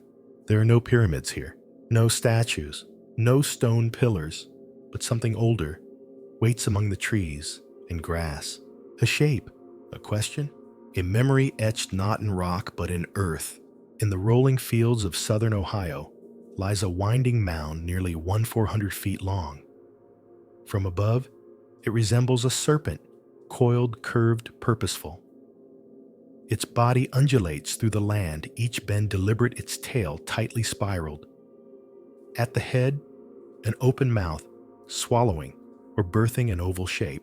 This is the Great Serpent Mound, and it should not be here because it defies time. It defies tools. It defies explanation. To walk beside it is to feel something ancient and intentional. It isn't random. It isn't erosion. It was shaped on purpose by hands long forgotten. But whose and why? Mainstream archaeology once dated the mound to the Adena culture around 300 BCE. Later studies suggested it was the work of the Fort Ancient people around 1000 CE. Radiocarbon samples have yielded conflicting results, some pointing to 2,300 years ago, others to over $5,000. But a few researchers go further still. They suggest that the serpent mound predates both, that it may be over 10,000 years old, built during the same era as Göbekli Tepe, and perhaps linked to a shared global memory of cosmic disaster. Let's pause here, because to really understand the serpent mound, you must leave the ground, rise into the sky. Only from above can the full serpent be seen. And that alone is remarkable because ancient North American cultures are not known to have used aerial mapping. Yet this earthwork is designed for flight. Its proportions are elegant, its curves smooth, its placement precise. Even more striking, it aligns with the summer solstice sunset. On June 21st, the sun sets precisely in line with the serpent's head. Other parts of the mound may track lunar events, including rare phenomena like the lunar standstill, which occurs every 18.6 years. These alignments require deep knowledge of astronomy, the kind taught in observatories, not forest camps. So, who taught them, and what were they measuring? Some believe the serpent mound is more than a calendar. They believe it's a harmonic device, an amplifier of energy placed on an ancient fault line and near magnetic anomalies. The mound rests on a crypto-explosion structure, a rare geological feature possibly created by a meteor impact millions of years ago. In other words, the site hums. Visitors often report unusual sensations.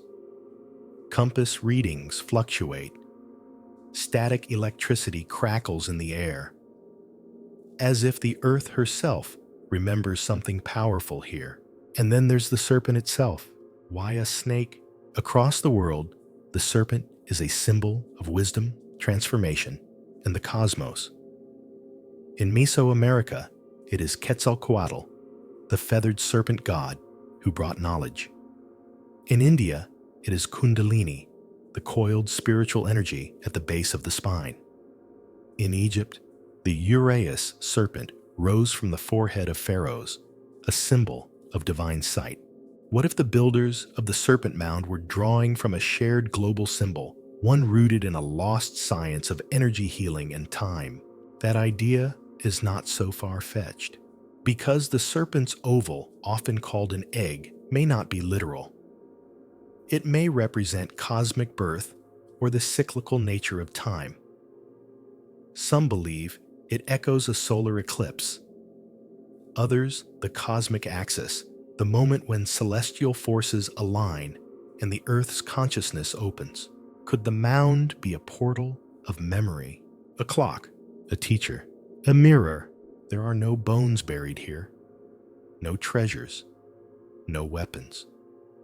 This was not a fort, not a tomb. It was something sacred, and then it was left behind. Not destroyed, not toppled, just forgotten, covered by soil time and trees, until centuries later it was uncovered again. The serpent mound was rediscovered in the 1800s, and since then it has become a place of wonder and confusion. Archaeologists scratch their heads. Spiritual seekers leave offerings. Tourists gaze in awe. But the mound, quiet as ever, does not explain itself. It doesn't need to, because some truths are not taught with words. They are felt beneath your feet, in the curve of the earth, in the hush between breaths. Tonight as you lie, still picture that great serpent stretching across the land. Picture the hands that shaped it calloused, reverent wise. Picture the sky above them, full of stars, full of meanings we've since lost. They weren't trying to conquer. They were trying to remember, to leave a message not in books but in form, because they knew something that modern minds forget, that Earth is not a thing. It's a being, and it speaks. The Serpent Mound is not an answer. It's an invitation to listen, to align, to feel the pulse of a world we once understood and may yet understand again. So sleep now wrapped in that spiral, held in that sacred coil, and remember, not all history is in museums. Some of it curls beneath your feet. Soft, patient, and alive. Close your eyes now and picture green, not the green of gardens or parks, but an endless, overwhelming ocean of leaves. The Amazon rainforest, lush, teeming, older than empires, deeper than memory. For centuries, it was thought to be wild and untouched, a primal world resisting civilization. We imagined it as a place where no great society could thrive, where agriculture was impossible and people lived only in scattered tribes. But the forest has secrets, and it keeps them well, until very recently. Over the past few decades, the canopy has begun to whisper, not with words, but with patterns, lines, circles, roads and ridges that shouldn't be there but are, not visible on foot, not from the river, but from the sky. With satellites and LiDAR scans, a different Amazon emerges. An engineered Amazon, a garden, not a jungle, a home to millions. Let's begin with the ground. In parts of Brazil and Bolivia, researchers have discovered vast stretches of terra preta, or dark earth. This man-made soil is rich in charcoal bone and compost, and it is far more fertile than the surrounding dirt. It doesn't wash away. It grows stronger over time. And it stretches for thousands of square miles. Someone made this deliberately to farm, to thrive, to live not just in the forest, but with it as partner, not conqueror. And then there are the geoglyphs, etched into the ground, miles-long lines, circles, rectangles, and complex forms carved into the earth and visible only from above. Over 450 of these have been found in the Brazilian state of Acre alone. Perfectly symmetrical, carefully spaced, not natural, not random. Some date back over 2,000 years. But many researchers now believe they are just the surface, the last traces of a much older network of cities and ceremonial centers hidden under the trees. In 2022, a major breakthrough came. Using LiDAR, a remote sensing technology that sees through the trees, scientists mapped over 20 ancient urban sites in the upper Amazon basin, revealing wide roads, canals, causeways, mounds, and pyramids. The sites, built by a culture known as the Caçarabe, were once thought to be small villages.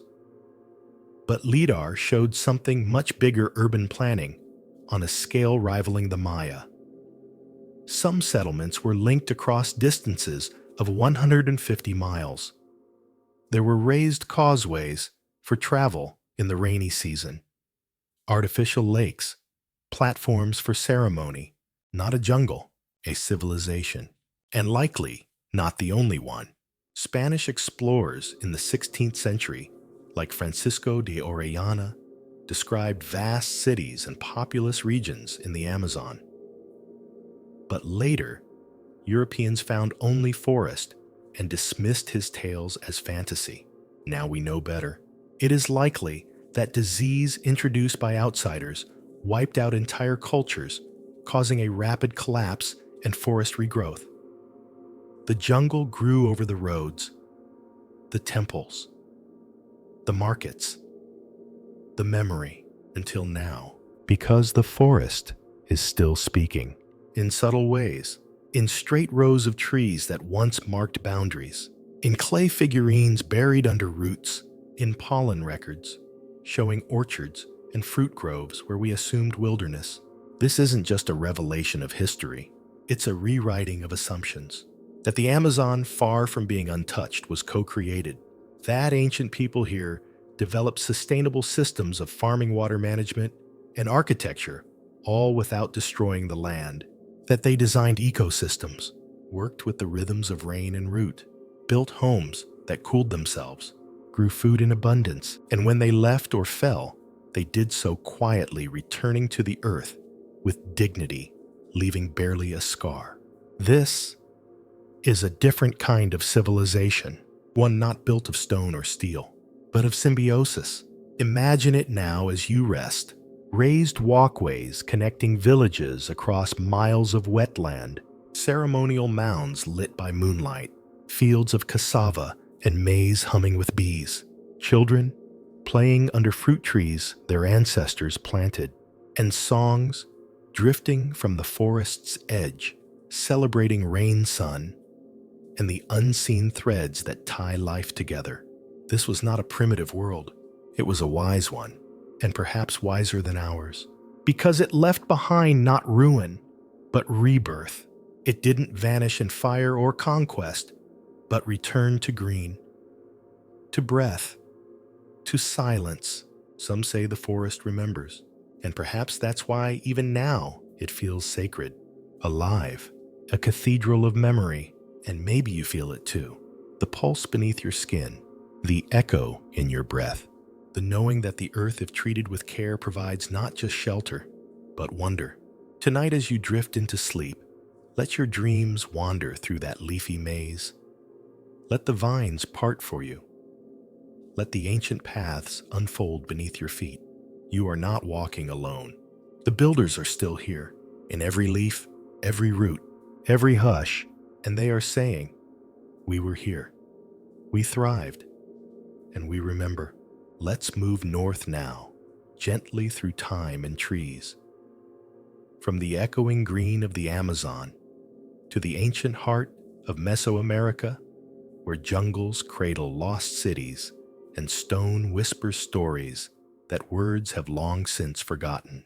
Tonight, we arrive in the land of the Olmecs. You may not know the name, not like the Maya or the Aztecs. The Olmecs do not appear in most school books or documentaries, and yet they were here first. Before Tikal, before Teotihuacan, before pyramids pierced the sky and calendars carved time into stone, there were the Olmecs. They are often called the mother civilization of Mesoamerica. But who they were, where they came from, and what they believed remain shrouded in shadows. And at the center of that mystery are faces, massive, silent, powerful faces carved from single blocks of basalt weighing up to 50 tons. 17 of these colossal heads have been found scattered across southern Mexico. Some sit upright. Others lie half buried, their expressions half hidden in the earth. Each one unique, each one regal, and each one strangely unfamiliar, because these heads, with their broad noses, thick lips, and helmet-like headgear, don't resemble the later Maya or Aztec depictions. In fact, they don't resemble any known indigenous group with certainty. Some researchers say the heads were depictions of Olmec rulers immortalized in stone. Others suggest athletes, warriors of a sacred ball game. But for decades, there's been another theory whispered along the edges of archaeology, that these faces may represent a different people entirely. Perhaps visitors, perhaps survivors, perhaps a culture that predates even the Olmecs, whose memory was honored but whose name was lost. Some early theorists, including Ivan van Sertima, proposed that the Olmec heads may depict African features, suggesting pre-Columbian transatlantic contact. Others saw Southeast Asian traits, or Polynesian. The theory is controversial and not widely accepted in academia, but it touches on something deeper, the The feeling that the Olmecs don't quite fit, that they arrived with knowledge already formed, because it wasn't just the heads. They built ceremonial centers with pyramids, plazas, and sophisticated drainage systems. They developed writing symbols and a calendar. They aligned buildings to celestial events. They worshipped a jaguar god, a rain dragon, and beings part human, part animal, not as myths, but as memories. And then they vanished. Not in war, not in fire, just faded. Around 400 BCE, the Olmec centers were abandoned, their culture absorbed by others, their language forgotten, their stories left unwritten. Only the stone faces remained, and they are watching, even now, with eyes, half-lidded mouths, unreadable, serene, stoic, and timeless. So let's walk back slowly into those early cities, to Levanta, where a pyramid once rose 100 feet high from a jungle plain, to San Lorenzo, built atop massive terraces with stone drains that still carry water 3,000 years later, to Tres Zapotes, where the last Olmec head was found, staring not at the sky, but perhaps inward, remembering. There is one particularly strange artifact from the Olmec world, a stone tablet known as Stela C. It contains a long count date, equivalent to 31 BCE, long after the Olmec disappeared. But the glyphs are theirs, which means someone still remembered them, or someone never truly left. And then there's the magnetism. Many Olmec artifacts, especially the heads, show evidence of being placed along magnetic north-south alignments. Some even appear to have magnetized points, despite magnetism not being discovered until millennia later in China. How did they know? What were they measuring? Some say the Olmecs were skywatchers. Others believe they were energy engineers, tuning their cities to Earth frequencies, marking solstices, using sacred geometry to balance structure and spirit. That idea of designing space to resonate with being runs through many ancient cultures. But in the Olmec world, it emerges early, unexpectedly early. And that's the quiet miracle of their story. They arrived fully formed, like a song already written. They didn't slowly evolve. They remembered. And if we listen closely, we can remember too. Tonight, picture those stone heads beneath the stars, not ruined, not silent, but listening. Imagine the people who carved them, not with crude tools, but with vision, who looked at basalt, not as rock, but as story, who chose a face to last 1,000 storms, who believed memory could be made visible, and that it should endure. The Olmecs may have vanished from textbooks, but not from time, because time does not move only forward. It coils, it spirals, it waits, and maybe tonight, as you sleep, you'll see those faces again. Not just in museums or pictures, but in your own dreams. Watching, guarding, whispering a truth we are only beginning to hear, that civilizations rise not when they build, but when they remember. And sometimes, remembering looks like a face, set in stone, staring back through the jungle, straight into your soul. Let's stay here in Mesoamerica just a while longer. North of where the Olmecs once carved their enigmatic stone heads, lies a place even more mysterious. A city built not for mortals, some say, but for gods. Its name comes from the Aztecs, who found it already in ruins. They called it Teotihuacan, the place where men become gods. But those who built it, those who once filled its vast avenues and climbed its immense pyramids, they left no name, no king lists, no personal monuments, no clear language carved into the walls, only scale, precision, geometry, and silence. Teotihuacan wasn't a village. It wasn't even a city, as we might imagine one. It was a cosmic blueprint, laid across the earth with such intentionality that even today it confounds us. Let's walk its central artery, the Avenue of the Dead, a wide stone causeway nearly 2.5 miles long, perfectly straight, flanked by hundreds of platforms like stages awaiting actors long gone. The Aztecs thought the buildings looked like tombs, and so named it after the dead. But in truth, few bodies were ever found here. This was a city of the living, or perhaps of the stars. At its north end rises the Pyramid of the Moon, echoing the distant mountains behind it. Near its center stands the immense Pyramid of the Sun, over 200 feet tall, nearly as wide as the Great Pyramid of Giza. Beneath it lies a mysterious cave, aligned with astronomical points, perhaps a womb of the earth, a place of origin. And at the southern end, the Temple of the Feathered Serpent, adorned with carved stone masks, serpents, jaguars, eyes wide in perpetual watch.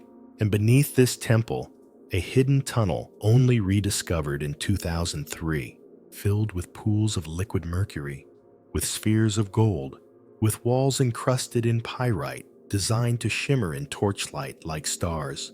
Who would build a temple to resemble the night sky underground? And why? No one knows. Because the builders of Teotihuacan wrote no history that survived. They vanished centuries before the Aztecs rose to power.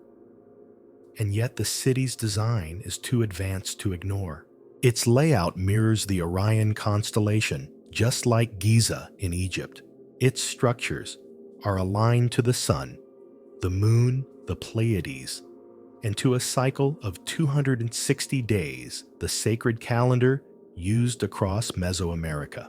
But perhaps most astonishing, its proportions follow a modular measurement found not just here, but in ancient structures across the globe, from Angkor to the Andes, from Sumer to Stonehenge.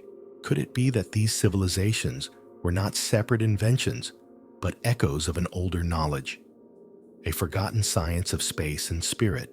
Some researchers believe Teotihuacan was not just a city, but a resonant machine.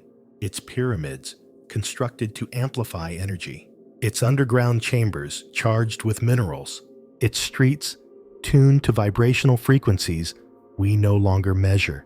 Sound far-fetched, perhaps, but recent studies show that when sound is generated inside the Temple of the Feathered Serpent, the stones vibrate at specific harmonic frequencies, amplifying the resonance throughout the structure. In other words, the city sings, or once did. Who were the architects? Some point to the Toltecs, others to a forgotten Mesoamerican culture. Still, others whisper of survivors from lost lands Atlantis Mu, who brought their wisdom across the seas. But no theory fits neatly, because Teotihuacan doesn't feel like an origin. It feels like a continuation, a recreation, a memory preserved in basalt and geometry. And there's something else, something quieter. Many of Teotihuacan's murals, still visible in faded reds, blacks, and ochres, depict paradise. Not war, not conquest, but blooming trees, butterflies, birds in mid-flight, priests communing with nature. This was not a militarized state. It was a spiritual engine, a place where art and astronomy and agriculture were interwoven, where the sacred was not separate from the practical, where the layout of the city was the body of the cosmos. Some scholars believe that residents lived in apartment compounds, rare in the ancient world, with plumbing drainage and communal courtyards, a sign of equality, of civic vision. This was a civilization that valued balance, and when it fell, around 550 CE perhaps, from internal revolt or external pressure, it burned. Temples blackened, murals charred, statues toppled, but the stones remained. And centuries later, when the Aztecs stumbled upon the ruins, they knew what they were seeing was not ordinary. They believed gods once walked here, and perhaps they did, or perhaps it was people who remembered how to live in harmony with earth, with sky, with sound, and with each other. Either way, the message is the same. Teotihuacan wasn't just built, it was composed. And tonight, if you listen closely, you can still hear the notes. A city humming in moonlight, a temple tuned to starlight, a memory buried, not lost. So rest now. Let the avenue of the dead carry your breath. Let the stones guide your dreaming. Let the pyramids rise around you not as monuments, but as teachers. Because Teotihuacan is not just a place. It's a pattern, and once seen, it's never forgotten. Float with me now across the great Pacific. The stars above are ancient and unchanged, the same constellations once used by Polynesian navigators to trace invisible lines across endless water. Tonight, they guide us not to Hawaii or Tahiti or Fiji, but somewhere stranger, a place few have heard of, a place where stone floats on ocean swells, where ruins rise from coral reefs like something dreamed, half remembered, half drowned. This is Nanmadol, an abandoned city built atop a lagoon off the eastern shore of Pohnpei, a remote island in the Federated States of Micronesia. It is sometimes called the Venice of the Pacific, but that name hardly captures the mystery of it. Because Venice is supported by wood and sand, Nanmadol was built of stone. Massive columns of black basalt, some over 20 feet long and weighing up to 25 tons, stacked like Lincoln logs into artificial islets, more than 90 of them interconnected by canals. From above, it looks like a city slowly sinking into the sea, but it wasn't always abandoned, and it wasn't always mysterious. Long ago, this was the sacred and political center of the Saudeleur dynasty, which ruled Pohnpei for centuries. The rulers chose Nanmadol as their capital, deliberately isolating themselves from the population. Only nobles and priests could live here. The walls kept out not just waves, but the ordinary world. And in that separation, something else grew. Ritual, silence, power, no wheels, no pulleys, no iron tools. And yet thousands of tons of stone were transported across the ocean, placed atop reefs, and locked into buildings, some of them 2 or 3 stories high. How? No one knows. Local legend speaks of 2 brothers, Olasopa and Olasipa, who arrived by canoe and used magic to levitate the stones into place. Some versions say they summoned a flying dragon. Others say they chanted to the waves, and the stones came willingly. To the people of Pohnpei, these aren't metaphors. They are memories, because Nanmadol doesn't feel man-made. It feels placed, guided, like it was whispered into being. Some archaeologists date the complex to around the 8th or 9th century CE. Others say construction ramped up in the 12th century. But oral traditions hint at a much older origin, one that stretches beyond recorded history. Could it have begun before the flood myths? Could it be a remnant of a pre-flood civilization adapted to rising seas by building atop the water? It wouldn't be the only one. Other megalithic sea structures, like the sunken ruins near Yonaguni in Japan, or the foundations beneath Dwarka in India, suggest that ancient people knew the sea would rise and built accordingly. And then there's the layout of Nanmadol. Some structures are temples, others are tombs. Some may have served as schools for initiation or as alchemical workshops for processing herbs and minerals.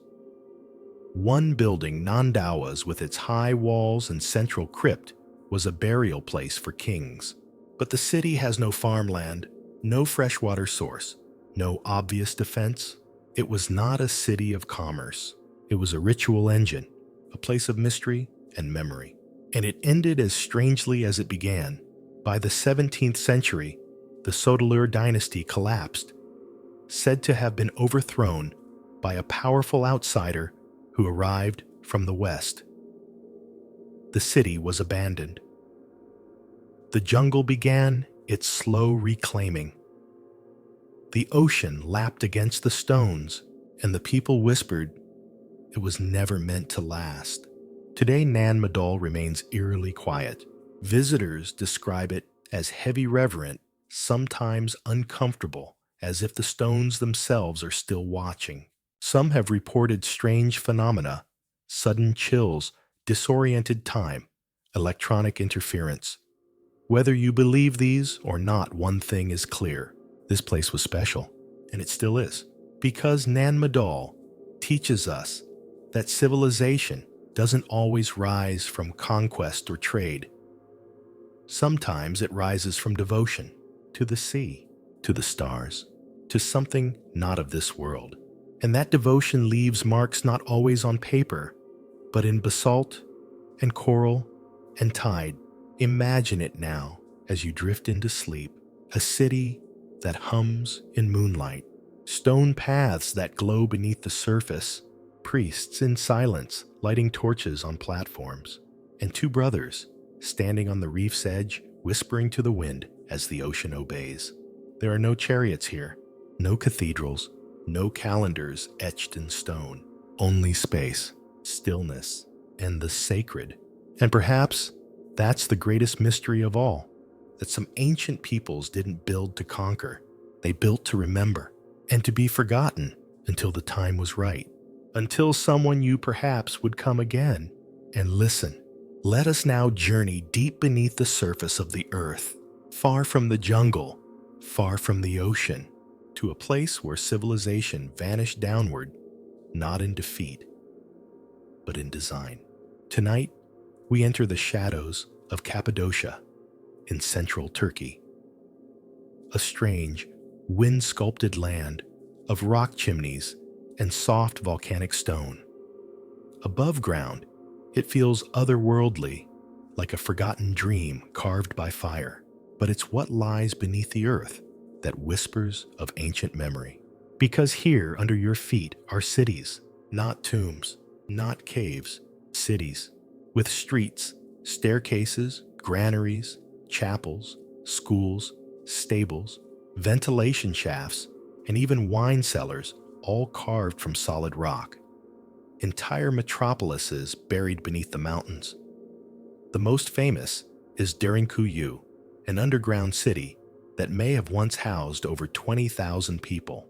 It descends more than 280 feet underground, 8 levels deep, hidden, secure, alive. But here's the mystery: why? Why go to such effort to build downward when the surface was free and fertile? Some say it was to escape persecution, perhaps during Byzantine times when early Christians fled Roman authorities. Others say it was a defense against invaders, Arabs, Persians, Mongols, who swept through Anatolia over centuries. But Derinkuyu predates all of these explanations. Some researchers now believe the first underground chambers were carved not hundreds, but thousands of years ago, perhaps as early as 5000 BCE, or even earlier, long before Rome, long before Christ. Which raises a haunting question. What kind of threat existed 10,000 years ago that would drive an entire population underground? Was it war? Was it environmental collapse? Or was it something else? A memory perhaps of something cosmic? A fire from the sky? A flood? A loss so deep it burrowed into the very stones? It's not just Derinkuyu. There are over 200 known underground settlements in the region. Many are connected by narrow tunnels, some stretching for miles, as if forming a network, a lattice of sanctuary. And they were not crude hideouts. They had air circulation systems, complex shafts that kept oxygen flowing even 8 stories down. They had sealed stone doors, massive circular boulders that could be rolled into place to protect inhabitants accessible only from the inside. They had wells dug separately from the surface so invaders couldn't poison their water. And they had chapels, Yes, chapels, not afterthoughts, but central sacred spaces, places of ritual and peace. Even beneath the earth, the people remembered to make space for the divine. Some believe the design of these cities reflects more than survival. They reflect initiation, that to go down through darkness and return again was symbolic, a journey of death and rebirth, like the Egyptian Duat, like the Greek underworld, like the womb of the earth itself. Others believe the underground cities were arks, places of preservation, where knowledge bloodlines or even sacred relics were kept safe from a world in flux. And then there's the quietest theory of all, that the people who built Derinkuyu were not hiding from enemies.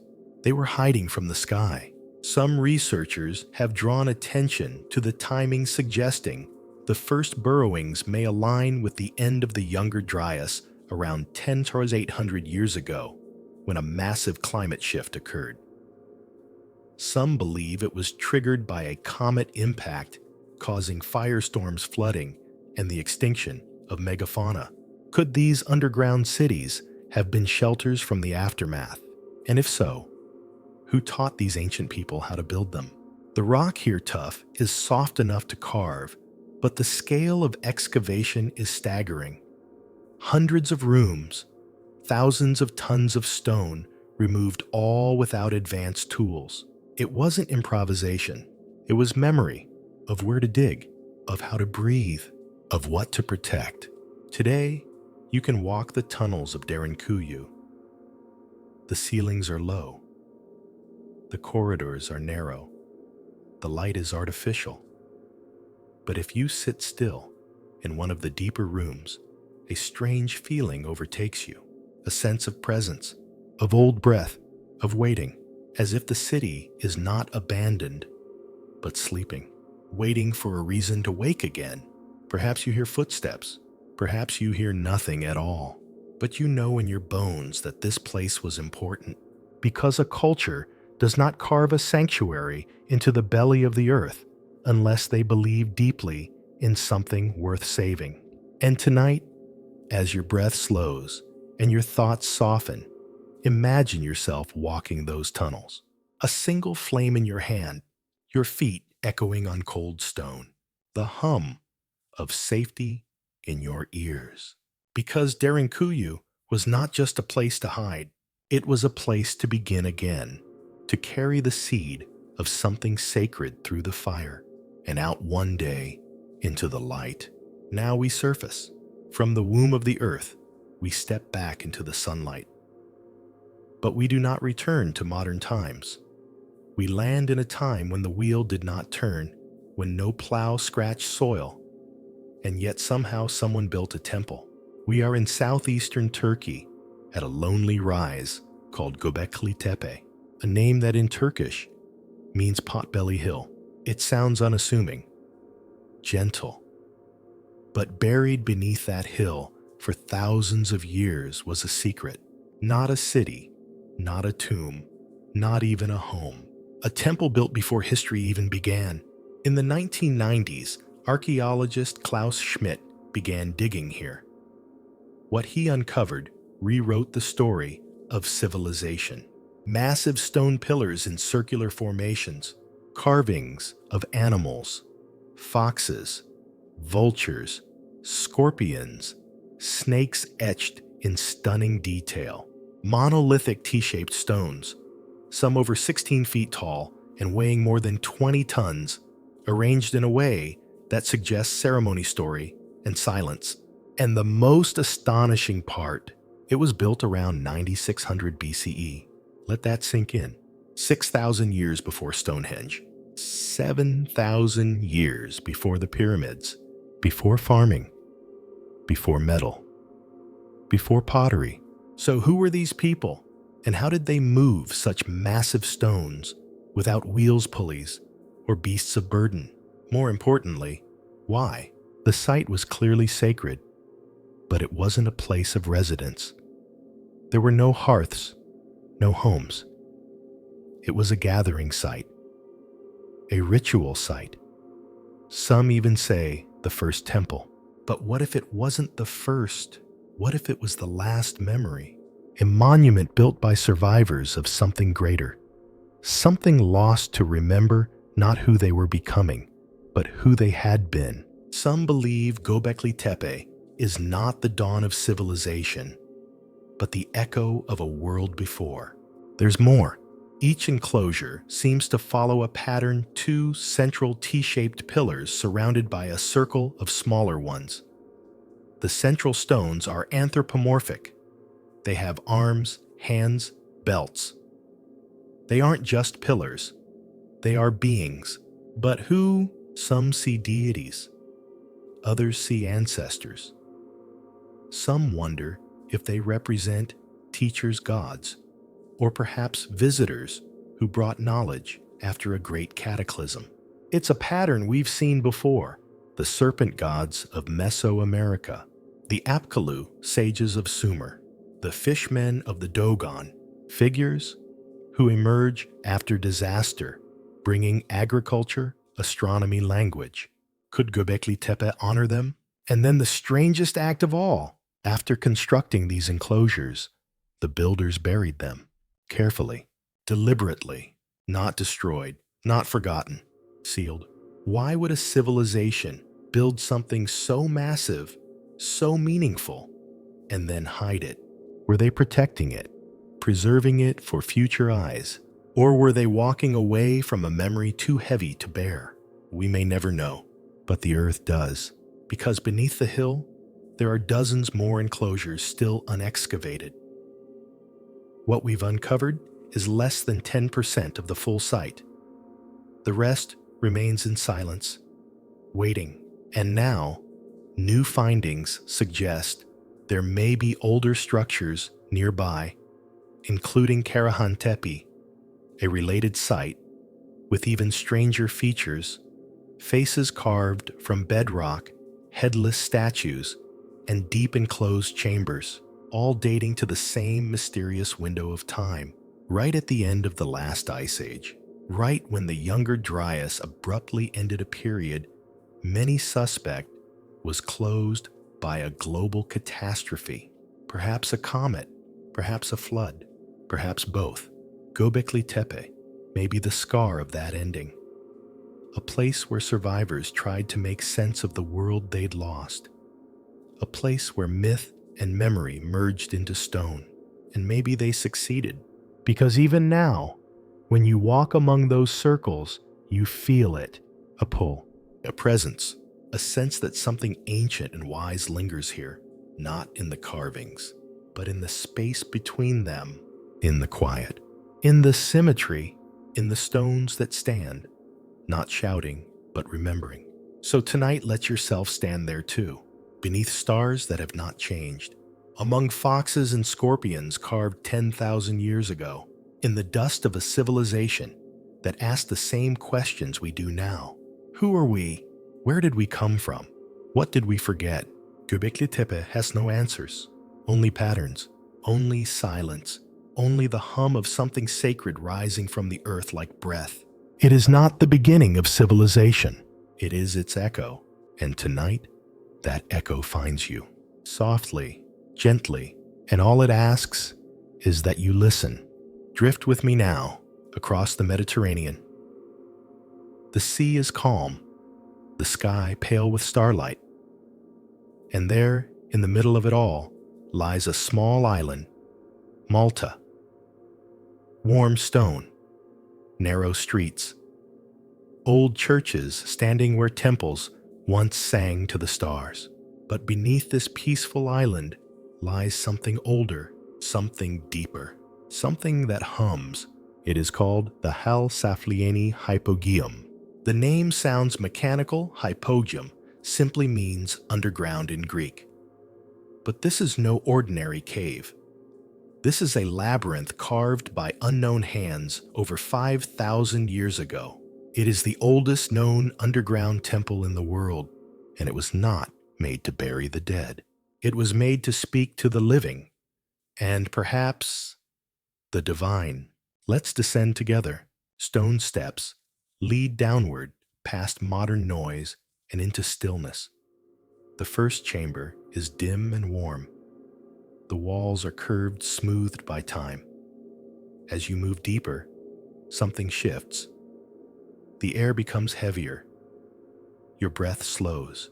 You are entering the oracle room. This small space, tucked in the deepest layer of the hypogeum, is not remarkable at first glance, just another chamber in the rock. But if you speak or sing at a certain pitch, the stone begins to resonate. Deep low frequencies vibrate the entire chamber, not loud, not chaotic, but felt in the bones, in the skin, in the chest. Studies have shown that the chamber amplifies sounds in the 100 Hz frequency range, the same range as the human male voice. And this particular frequency has measurable effects on the human brain, increasing activity in the limbic system and emotional centers. In other words, this room wasn't just made to carry sound. It was made to shape experience, to move the spirit, to induce trance. And the ancient builders, they knew it, because they didn't stop at acoustics. They carved false doorways, portals etched into the walls that lead nowhere, as if inviting spirits to pass through. They painted the ceilings with spirals in red ochre. They arranged burial niches with mathematical symmetry. This was not a grave. It was a resonant temple, a place where sound became ceremony. And yet, no written record survives of what exactly occurred here. We only know the results. More than 7,000 individuals were buried within its walls over time, not all at once, but over generations. A sacred cemetery, yes, but more than that, a journey inward. A place for rites of passage, for transformation. Archaeologists have found amulets, statues, and carved figurines, including one known as the Sleeping Lady, a small sculpture of a woman reclining in peaceful slumber, perhaps in trance. And then there are the elongated skulls. Yes, some of the remains found in the hypogeum show unusual cranial elongation, not from binding, but natural shaping. Long, smooth domes. Some researchers suggest they belong to a unique genetic group. Others whisper of priestly lineages of beings set apart. These skulls, for many years, were displayed in the Museum of Archaeology in Valletta until they were quietly removed from public view. No clear explanation, no official acknowledgement, only absence and speculation. Could the hypogeum have been a place where different kinds of humans gathered, or perhaps where the veil between worlds was thinner? It's hard to say, because the hypogeum isn't just unusual, it's unique. Nowhere else in the world has a structure been found with the same acoustic properties, the same combination of burial and ritual, the same attention to sound over sight. And as you walk its narrow corridors, you realize this was not built by people guessing. It was built by people remembering. Remembering that vibration is not noise. It is language. It is alignment. It is a way to speak to something beyond words. Even today, monks and shamans use chants in the same frequency ranges. Ancient Sanskrit chants, Tibetan throat singing, Gregorian hymns, Hunderteats, resonance, balance. Imagine it now as you lie still. The oracle room is quiet. You sit cross-legged in the center, eyes closed. A single voice begins to hum. The walls begin to sing. The air thickens with silence and sound, and you are no longer separate. You are not visitor, not tourist. You are part of it, part of the hum, part of the memory, because the hypogeum is not just a structure, it is an instrument. And like all instruments, it waits not to be looked at, but to be played now. Let's journey to a land kissed by sun and rain, where jungle vines drape like curtains over forgotten pathways. We travel southward through Central America to Costa Rica, where the rivers run warm and birds paint the air with color. And buried beneath banana plantations and lush green valleys lie spheres, hundreds of them, carved from stone, perfectly round, impossible to ignore. They are known simply as Las Bolas, the balls. Their existence has baffled archaeologists for nearly a century. Some are the size of baseballs. Others weigh more than 16 tons and measure over 8 feet in diameter. They are smooth, seamless, balanced. Many made from granodiorite, a hard volcanic rock not native to their final resting places. They appear in the Dikis Delta and surrounding regions, some in rows, others in clusters. Some were once placed in alignment with buildings long since vanished. But here's what makes them truly mysterious. They were carved, shaped, and moved over around 500 years ago, maybe even earlier, by a culture with no metal tools and no written records.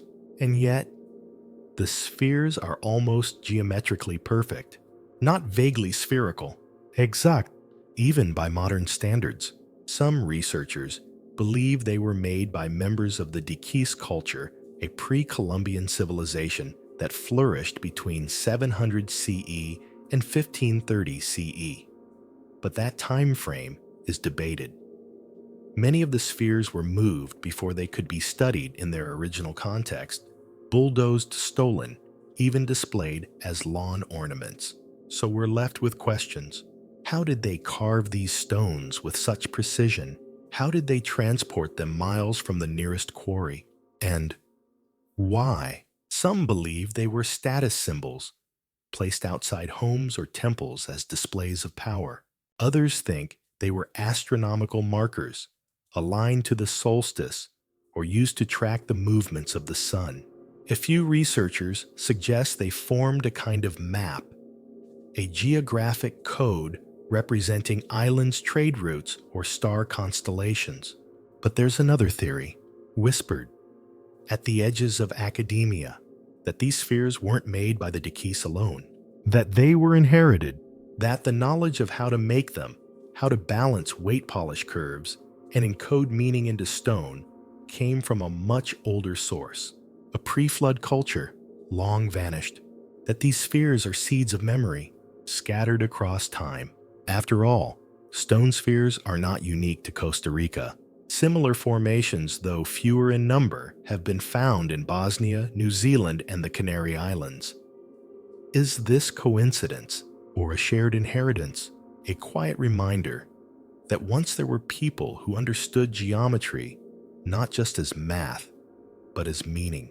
People who saw the circle not as a shape, but as a symbol of eternity, of harmony, of the cosmos itself. Let's imagine now together a procession, figures in white robes walking barefoot through morning mist. One by one, they roll a perfect sphere into place, not for decoration, but for alignment, to mark the turning of the sky, the flow of water, the balance of life. They chant as they work, not to the stone, but through it, because the stone remembers. And when the city fades, when vines overtake temples, and rivers shift, the spheres remain silent, watching, waiting. We know the Dikis culture disappeared mysteriously. No great war, no obvious famine, just gone. And the spheres outlived them, just as they will outlive us. They are without text, but not without message. And if we listen, not with ears, but with intuition, we might feel what they are trying to say. You are not the first. You will not be the last, but you are always part of the circle. Today, some of the spheres are protected, moved to museums, or studied with laser scans. But many are still lost in the jungle, half buried beneath centuries of soil. And perhaps that's where they belong, not on pedestals, but on Earth, where they were placed, where they hum with a gravity we don't yet understand. So tonight, as your thoughts grow still and your breathing slows, picture them, 100 stone eyes gazing up through the rainforest canopy, not as artifacts, but as beings patient, round, and whole, because not everything that speaks must use words. Some things, like love, like time, like memory, are shaped in silence, into circles that never end. We return now to the mountains. High above the Levant, in what is today Lebanon, lies a plateau where the wind whispers secrets across ancient stone. This is Baalbek, once called Heliopolis by the Greeks, the city of the sun. But its most enduring name may be the one no one remembers, because beneath the Roman columns, beneath the stories of Jupiter and Bacchus, there lies something older, something immovable. Let's stand before the stone of the pregnant woman. It is one of the largest cut stones in the world, over 1,000 tons in weight, 70 feet long, 14 feet high. Nearby lie others even larger. One, still partially buried, is estimated to weigh 200 tons. These are not just big stones. They are impossible stones, so massive that no known ancient technology, not Roman cranes, not Egyptian sleds, could have moved them.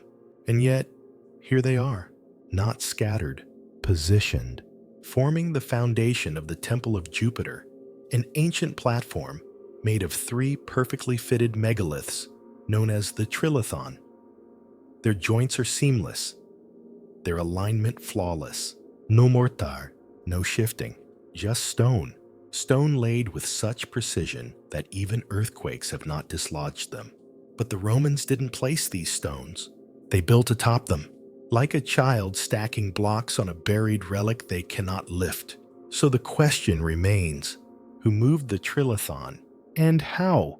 Some say it was an earlier civilization, perhaps the Phoenicians, perhaps an unknown Levantine culture with techniques now lost. But the truth is, no one knows. There are no inscriptions, no quarry plans, no legends of lifting giants, only silence and stones. Some researchers propose a high level of vibrational technology, the idea that ancient people understood acoustic levitation or used resonant frequencies to alter the mass of stone. It sounds like science fiction until you realize we can't explain how the stones were moved any other way. Others whisper of Atlantean engineers, or of a global prehistoric society, one that knew how to build with gravity-defying knowledge. One wiped out, but whose fingerprints remain in the world's megaliths. And yet others take a simpler path. They believe that Baalbek is not a beginning, but a memory, a reused sacred site, passed from hand to hand, each generation forgetting a little more, until only the stones remembered. And then, when the Romans came, they built on top, and the gods they brought, Jupiter, Bacchus, Venus, were new tenants in a house far older than they imagined. Imagine it with me now. You are standing before the Temple of Jupiter. The wind is dry. The sun sets behind the mountains, and at your feet, the ground hums not with technology, but with age. Thousands of years press upward through your bones. You place your hand on one of the foundation stones. It is warm from the day's heat. It does not move. It will not move. And you realize you are not looking at architecture. You are looking at memory, at intention, at a message left for the future, not in language, but in scale, the scale of the impossible. And what does it say? We were here. We knew things you forgot. You may forget us, but the stone will not. Some believe Baalbek was once a landing platform for celestial visitors. Others think it was a power center where earth energy pooled beneath the stone and rituals were performed to balance the sky and soil. And some, the quietest voices, suggest that Baalbek was part of a network connected to Giza, to Sumer, to Tiwanaku, a system of stone harmonics strung across the earth like tuning forks. Perhaps, perhaps not. But what we do know is this: nowhere else on earth have stones of this size been moved and placed with such care. and we do not know how it was done. That alone should give us pause, because we live in a world of answers, of measurements, of digital truths. And yet here, in the quiet hills of Lebanon, we are confronted by a riddle so heavy it defies gravity. So tonight, as your breath softens and your body rests, let your mind walk the plateau. Step gently across cracked marble. Look up at the towering columns, but do not forget to look down to the stones beneath, the ones no God claims, the ones no empire explains. Because Baalbek is not just a ruin, it is a reminder that some knowledge is remembered not in books but in weight, in silence, in the stones that refuse to fall. Now we sail across the Atlantic, high into the spine of South America. We are in Peru, just outside the ancient Incan capital of Cusco.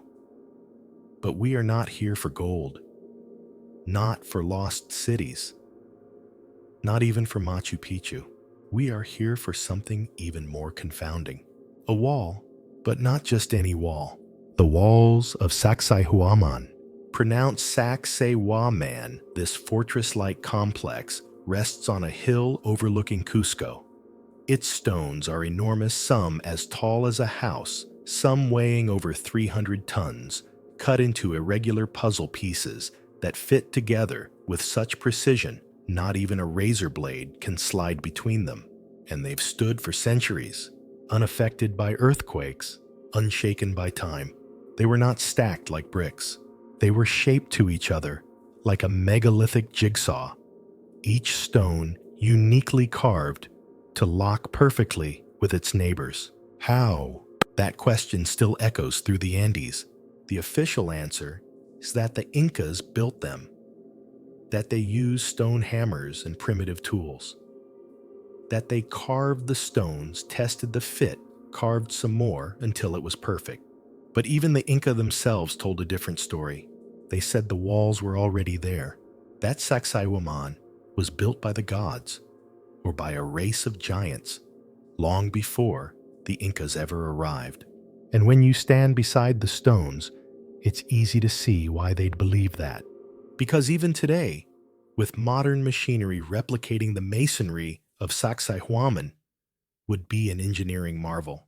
There are no tool marks, no mortar, only impossible interlocking forms so tightly fitted they have survived centuries of earthquakes that reduced Spanish cathedrals to rubble. Let's pause here and consider this. When an earthquake struck Cusco in 1950, the only structures left standing were these ancient walls. Everything newer fell. So who really built them? Some researchers suggest a pre-Incan civilization lost to time, perhaps the same culture that constructed Ollantaytambo Tiwanaku, or even parts of Pumapunku. Others go further back, imagining survivors of a forgotten cataclysm carrying ancient knowledge across the continents after the end of a great flood. And still others whisper of more than human hands, of levitation, of sonic manipulation, of forgotten frequencies used to soften stone, reshape it, and fuse it like clay. Is this fantasy, or are we simply lacking the language to describe technologies older than writing? Consider this: some stones at Sacsayhuaman are shaped with more than 12 angles, requiring the simultaneous fitting of a dozen surrounding stones. It's not just engineering, it's art. And it wasn't just practical, it was intentional. Because these stones are not boring squares, they undulate, curve, twist, flow, like liquid frozen in place. The walls mimic the body of a serpent, winding across the landscape, a sacred symbol to the Inca, representing knowledge transformation and the underworld. Was the entire structure symbolic? Was it a code? Some believe so. And let's not forget the stone slides, the enormous cut ramps near the complex, polished, smooth, their purpose unknown. Children play on them today. But what were they originally for? Were they ceremonial? Were they part of a long-lost function? Or were they simply expressions of joy encoded in the mountain? Nearby, there are caves tunnels, that burrow beneath the fortress, some now sealed for safety. Rumors swirl that they connect to the old city of Cusco, or even to a subterranean world still hidden beneath the Andes. And that perhaps is Sacsayhuaman's final mystery, not what it was, but why it was abandoned. Because whoever built the original walls didn't just stop building, they disappeared. Their knowledge, their tools, their language gone, leaving behind only the stones. Silent, heavy, perfect, like all the best memories. Tonight as you close your eyes, imagine you are there. The mountain air is cool. The sun is dipping behind the peaks, and you stand before a stone the size of a truck, curved like a wave locked in place without mortar. You place your hand against it. It is warm, solid, unmoving, and yet you feel a hum beneath your skin, a resonance, as if the wall is not dead but dormant, as if it's waiting for someone to ask the right question or to listen for the answer. Sacsayhuaman may not be Atlantis, it may not be Lemuria, but it is a breadcrumb, a monument not to conquest, but to memory. And its builders, whoever they were, understood something we have forgotten. That stone can hold more than structure. It can hold meaning. It can hold time. And if you lean in close, very close, you might still hear the echo of hands that shaped the mountain like clay. Not with force, but with knowing. Let us now go beneath the sea, not into myth, but into stone, off the southern tip of Japan, where the East China Sea blends into the Pacific, lies the island of Yonaguni. A quiet place, windswept and peaceful, closer to Taiwan than Tokyo. But beneath its waves, something stirs. Divers first discovered it in the 1980s. A local man searching for hammerhead sharks noticed strange formations on the seafloor. He saw steps, terraces, flat platforms. He saw architecture, and the world has been arguing ever since. They call it the Yonaguni Monument, a vast submerged structure shaped like a stepped pyramid. Angular, geometric, unlike anything formed by nature, or so it seems. But the sea is a trickster. It hides, it reshapes, it erases. Still, some things resist erasure. Let's dive together now. The water is warm and blue. Visibility is clear. As you descend, shapes begin to emerge from the gloom. Not coral, not wreckage, but stone. Straight edges, right angles, giant rectangular platforms stacked like steps. A central pyramid rises from the ocean floor. It's over 500 feet long, 75 feet tall. Its sides slope evenly. Its corners are sharp. Staircases rise along one side. A trench like a canal runs beside it. Other features include what appears to be a rhoda gate and even a circular pool carved into the rock. There are pillars too, and what some call an altar. Is this a sunken city or a trick of erosion? That's the great debate. Mainstream geologists often argue the formations are natural, the product of sandstone fracturing shaped by millennia of tides and tectonics. But marine archaeologist Masaki Kimura disagrees. He spent decades studying Yonaguni and insists it shows signs of human craftsmanship. He points to chisel marks, carved symbols, and aligned structures. And most provocatively, he dates the site to at least 10,000 years ago, which would mean it sank at the end of the last ice age when sea levels rose over 300 feet. If true, this would make Yonaguni the oldest known man-made structure on Earth. Older than Göbekli Tepe, older than Jericho, older than memory. But who built it? There are no written records, no preserved tools, only the stone and what it may be whispering. Some say it was part of the lost continent of Mu, a Pacific version of Atlantis. Others believe it was a port city or ritual site swallowed by rising seas when the glaciers melted. Still others wonder if it was never above water at all, but was carved beneath the waves by a culture that knew how to work with currents and stone alike. And the mystery deepens when you consider its location. Yonaguni lies near the Ryukyu Trench, a deep fault zone prone to earthquakes and tsunamis. Could it have sunk suddenly, not slowly, in a cataclysmic event that wiped clean the coastal world? Or was it part of a wider network, hints of which still remain along the coasts of India, Cuba, Cambodia, and Sundaland? What if our continents are not fixed memories, but palimpsests, pages rewritten by water, over and over again? Here's something else to consider. Some divers report strange sensations while near the monument, a feeling of energy, of disorientation, of presence, of being watched.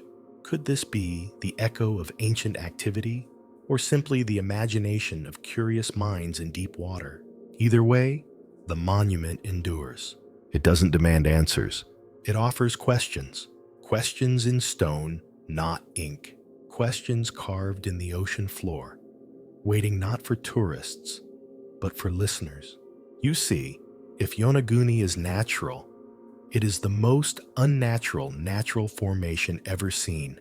And if it is artificial, it rewrites everything we think we know about civilization.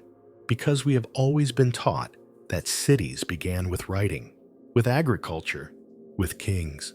But what if it began with stone? What if 12,000 years ago, a people stood at the edge of their world, knowing it would vanish, and carved a memory into the sea, not to be seen, but to be felt, to be found when the world was ready again? Tonight, as you sleep, let yourself drift below the surface, past the fish, past the coral, to a place where the earth breathes slowly, where the stone remembers, where geometry lies still untouched by sunlight, waiting for someone to ask, "Were you always here?" And if you're quiet enough, if your thoughts are still, the monument may answer.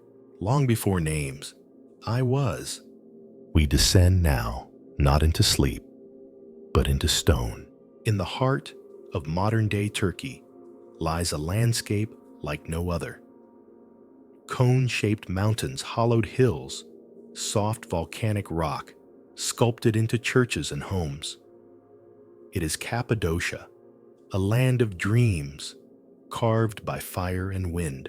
But beneath the fairy tale towers and hot air balloons lies something deeper, something darker, something forgotten, a city not above ground, beneath it. Its name is Derinkuyu, and it should not exist, at least not according to what we think we know about ancient engineering. Let's descend together. Imagine walking through a small village in the 1960s. A man is renovating his home, knocking through a wall when he finds a tunnel. That tunnel leads to another, and then another. Soon a doorway, then a chamber, and eventually an entire city beneath his house. Derinkuyu is not a cave. It is a multi-level metropolis extending over 200 feet below the surface. It had homes, schools, wineries, livestock, stalls, ventilation shafts, wells, and chapels. It could house 20,000 people, along with their animals and supplies, for months at a time. And it wasn't just a shelter. It was designed for defense. Massive stone doors could be rolled into place to seal off corridors. Narrow tunnels forced invaders to enter single file. Air shafts kept the chambers ventilated. Wells ensured fresh water. Every detail was accounted for. But who built it? And when the Turkish government and many archaeologists believe Derinkuyu was built by the Phrygians around the 8th or 7th century BCE, later expanded, by early Christians fleeing Roman persecution. But there's a problem. No records, no inscriptions, no blueprints, and more curiously, no one can say how such vast volumes of rock, soft but dense, were excavated and removed. Even with modern tools, it would be a staggering task. And then there's this Derinkuyu isn't the only one. There are over 200 underground cities in the Cappadocia region, some connected by tunnels that run for miles, some with 8, 10, even 18 levels beneath the surface, and some of them may be much older. Could they have been carved by an earlier civilization, one that left no name, only stone? Some researchers believe these cities were first built at the end of the last ice age, when cataclysms, floods, comet impacts, or rapid climate change made the surface unsafe. Not as bunkers, but as sanctuaries, temporary worlds beneath the earth, carved in desperation or wisdom. There's something haunting about walking those halls. The ceilings low, the tunnels silent, the air cool and dry, as if time holds its breath down there. And as you go deeper, you begin to wonder, what were they hiding from? War, weather, or something else? Something that walked the surface when the world was younger. Let's imagine the scene. The sky has turned red, the ground trembles, and a people wise small in number descend beneath the soil, carrying memory, carrying hope. They light fires in hollowed halls. They whisper prayers into stone. They draw maps on the walls, not of territory, but of stars. And as the world above is washed clean, they wait until the silence returns. And then slowly, they emerge. But the world has changed, and the surface no longer remembers them. So they disappear, leaving behind not stories, but silence. The kind of silence carved into walls 10 stories deep. Even today, much of Derinkuyu remains unexplored. Many tunnels are sealed. Others lead to collapsed passages where modern ground pressure has crushed what once was open. And local legends say some passages lead to places you don't want to follow. Whispers of voices, of lights, of beings who never left. Is it true? Maybe not. But there's something about underground places that stir the imagination, that wake our primal memories, because to live underground is to hide from something. To build an entire world beneath the earth suggests a fear beyond invasion, a fear of extinction. So tonight, as your mind quiets, imagine yourself walking Derinkuyu's narrow halls. You feel the cool breath of the stone. You touch the walls, smooth with age. You hear footsteps ahead, faint and soft, not threatening, just distant, a memory walking. Because Derinkuyu is not just a marvel of engineering. It is a monument to survival, a reminder that long ago, someone knew something was coming. And they prepared. They built in silence. They dug deep. And perhaps, just perhaps, they left it behind for us to find. Not because they were gone, but because we would soon need to remember how to begin again. Now, let's rise from the depths and walk back in time, not to stone cities or sunken ruins, but to a hill in southern Turkey. One so ordinary for so long that no one thought to dig. But buried beneath that hill was a secret. A secret older than Stonehenge, older than the pyramids, older than agriculture. Its name is Göbekli Tepe, and it has quietly rewritten everything we thought we knew about the dawn of civilization. Discovered in the 1990s, Göbekli Tepe is a temple complex, not a city, not a farm, not a fort built nearly 12,000 years ago, around 9600 BCE. At that time, according to the standard story, humans were still hunter-gatherers scattered in small bands. They had not yet invented farming.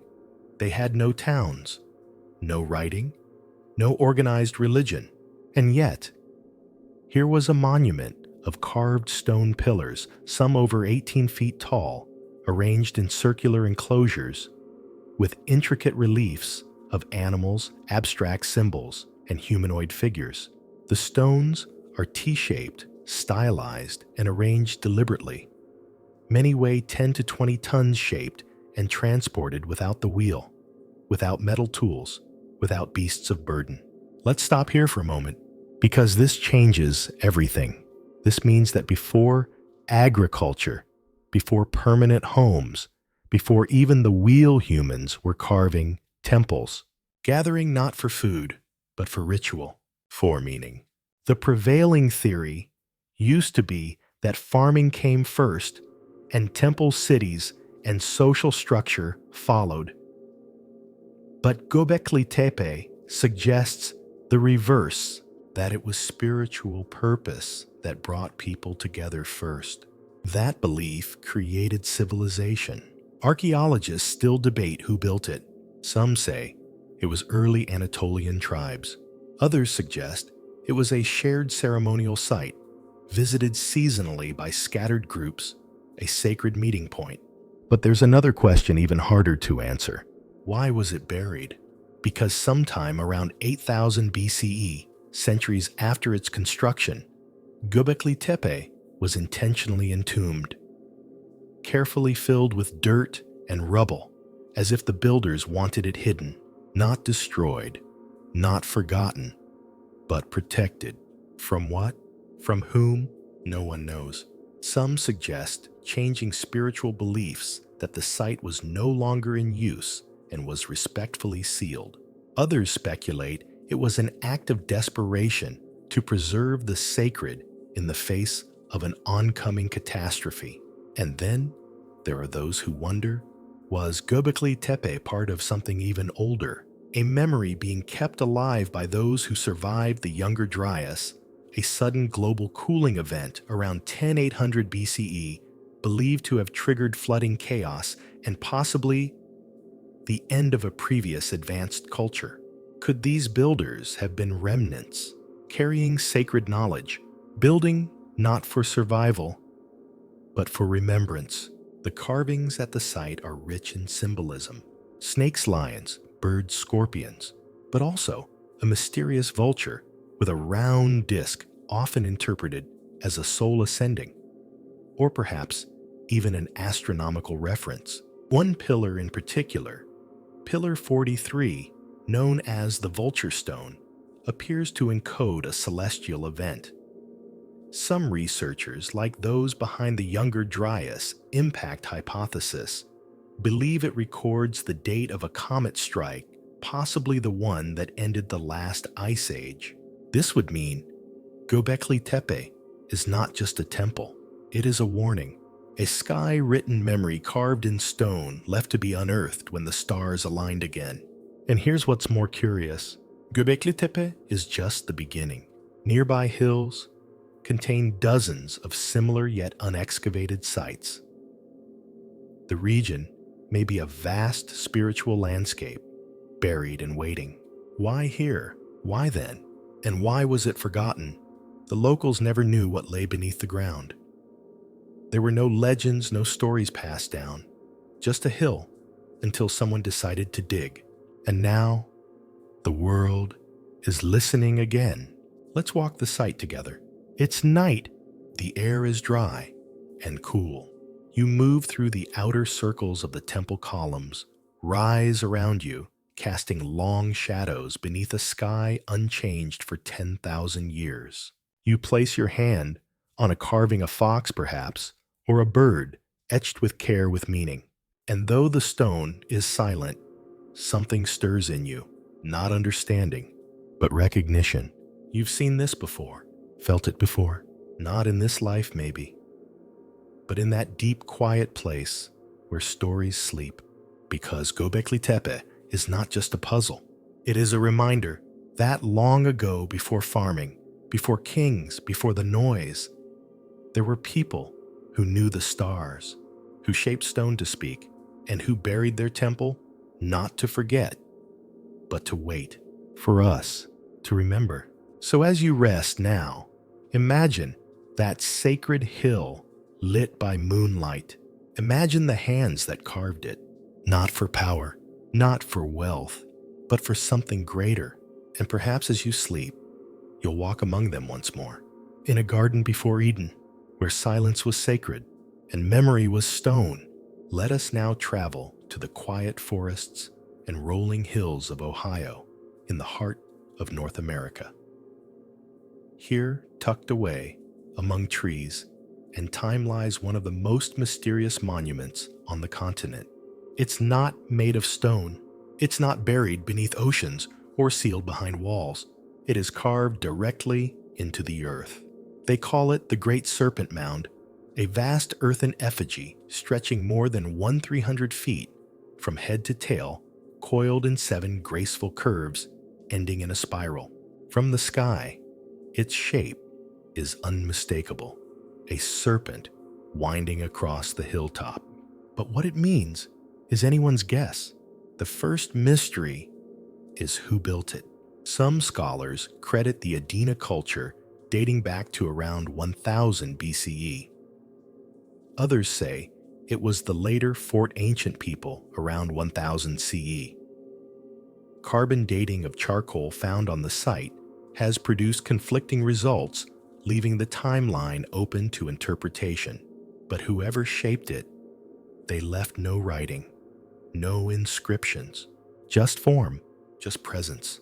A snake of soil coiled in quiet thought. The second mystery is, why was it built? Some believe the mound marks a burial site, though no graves lie within the serpent itself. Others think it was ceremonial, a sacred path walked in ritual. But then there's the alignment. At the serpent's mouth lies an oval-shaped feature. Some say it's an egg. Others say it's the sun, or a symbol of rebirth. On the summer solstice, the sun sets directly in alignment with the serpent's head. Coincidence? Unlikely. Other parts of the mound align with lunar events, specifically the rare and complex 18.6-year lunar cycle. This level of astronomical precision suggests knowledge not often attributed to prehistoric cultures in North America. So we must ask, where did this knowledge come from? How did a people without telescopes, without metal, without writing, design an earthwork that maps the heavens? Perhaps the stars were their scrolls. Perhaps memory was oral precise and passed down for generations. Or perhaps, as some propose, this serpent is older still, older than our current timeline allows, a relic from a culture before the flood, before the ice melted, before the earth shook itself clean and began again. Let's consider the serpent. Across the world, it appears again and again, not as evil, but as wisdom, as the guardian of gates, the keeper of balance.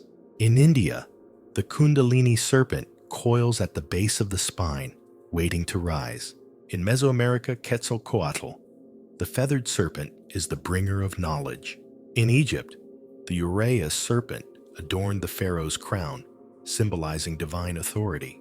And here, in the heart of what would become the United States, the serpent stretches its body across the earth, silently watching the sky. Is it a coincidence? Or is this a pattern, a shared memory scattered across continents like seeds? One theory suggests that the serpent mound is not merely symbolic, but energetic, built atop a significant geomagnetic anomaly. Measurements have revealed unusual readings in the area: gravitational fluctuations, magnetic field shifts, even reports of compass irregularities. Could the builders have sensed these forces? Could the mound be more than a marker, a kind of amplifier harmonizing the energies of earth and sky? Or was it a message meant not for the eye, but for the stars? After all, the serpent doesn't just rest. It moves, coiling, curling, rising. Could it be a map of the Milky Way? A path of souls, a diagram of rebirth? Let's pause now. It's twilight. You're standing on the observation tower, the sun dipping low over the Ohio hills. Below you, the serpent rests. It does not speak. It does not move. And yet, you feel something, as if you are not just looking at it, but being looked back at, as if the earth itself remembers. The grass waves gently, the birds quiet, and for a moment, you feel time collapse the present, dissolving into something older, something softer. You hear drums in the distance, feel bare feet moving in rhythm. You smell smoke, hear song. The people are here not ghosts, but echoes. Builders not of empires, but of understanding. And the serpent, it is not a god, not a monster, but a reminder that beneath the noise of our modern world, beneath the asphalt and the wires, the earth still speaks in symbols, still holds secrets in its skin, still waits for us to look. Not outward, but inward. Because the spiral at the tail of the serpent is not just a shape. It is a journey, one that folds in on itself, returning again and again to the center, to stillness, to silence, to source. Tonight, as your thoughts unwind, follow that spiral. Let it lead you down, not into confusion, but into peace. Let the serpent carry you not with fangs, but with knowing, because in every culture, in every time, the serpent is both the beginning and the end. It sheds its skin, it returns renewed, and so do we. So, sleep now, coiled in wonder, and remember, the earth too dreams. Let us now drift further south, deep into the ancient highlands of Mpumalanga, South Africa. Here among windswept ridges and grasslands, speckled with stone, lies a formation so old, so mysterious, that some believe it may be the first calendar ever built by human hands. They call it Adam's calendar, a poetic name chosen not because it's biblical, but because it may predate all known temples, all pyramids, even Stonehenge by tens of thousands of years. It rests on the edge of a cliff overlooking a valley that rolls green into the distance. From above, it looks simple, just a rough circle of standing stones. Most of them are eroded, some toppled, many weathered into quietness. But look closer. Two upright stones stand apart from the rest, flanking a flat horizontal slab. On the solstices, the sun casts shadows across the central stone alignments that appear intentional, designed to track the movement of the sun. In fact, the entire site appears to have astronomical significance, possibly mapping the equinoxes, solstices, and even the constellations. And then comes the question, how old is it? Conventional archaeology offers no formal age. But researcher Johan Heine, a South African pilot who stumbled upon the site in the 1990s, believes it could be over 75,000 years old. If true, that would make Adam's calendar the oldest known megalithic site on Earth, more ancient than Göbekli Tepe, more forgotten than anything else we've uncovered. Mainstream scholars caution against such dating, pointing to the lack of inscriptions or human remains. But that's part of the puzzle. There's nothing else like it in the region. And yet surrounding the site are thousands of circular stone ruins spread across the landscape, like a fossilized city walls with no mortar, no doors, no roofs. Just loops of stone, some small, some wide as fields. These are often dismissed as cattle enclosures from a few hundred years ago.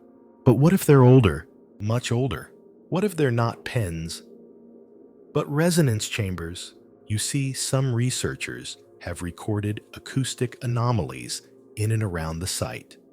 Standing within certain stone rings produces echoes, harmonics, even the subtle impression of sound amplification, like the stones are tuned. To what? To frequencies, to the Earth's natural hum. And here's another twist.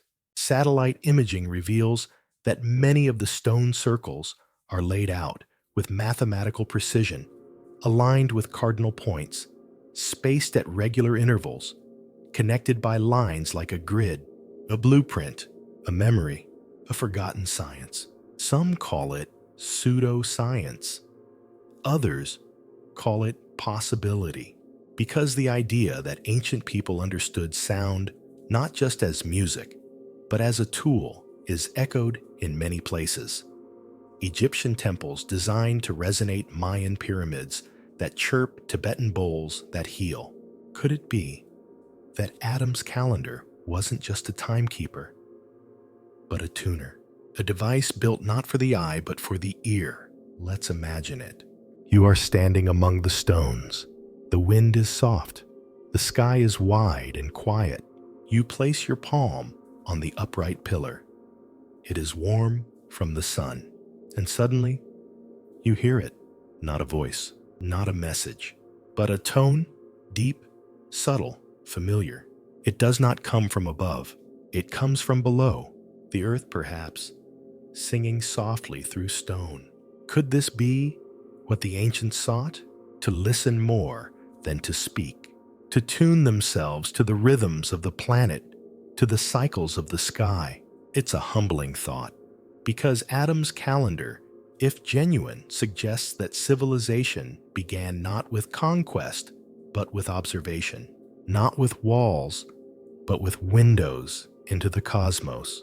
And here's something else. Many African traditions speak of star beings, those who came from the sky and taught early humans about agriculture, medicine, and sound. Are these just myths or fading echoes of contact, dimly remembered, poetically preserved? We may never know, but the stones remain. And so does the silence between them, a silence not of emptiness, but of patience.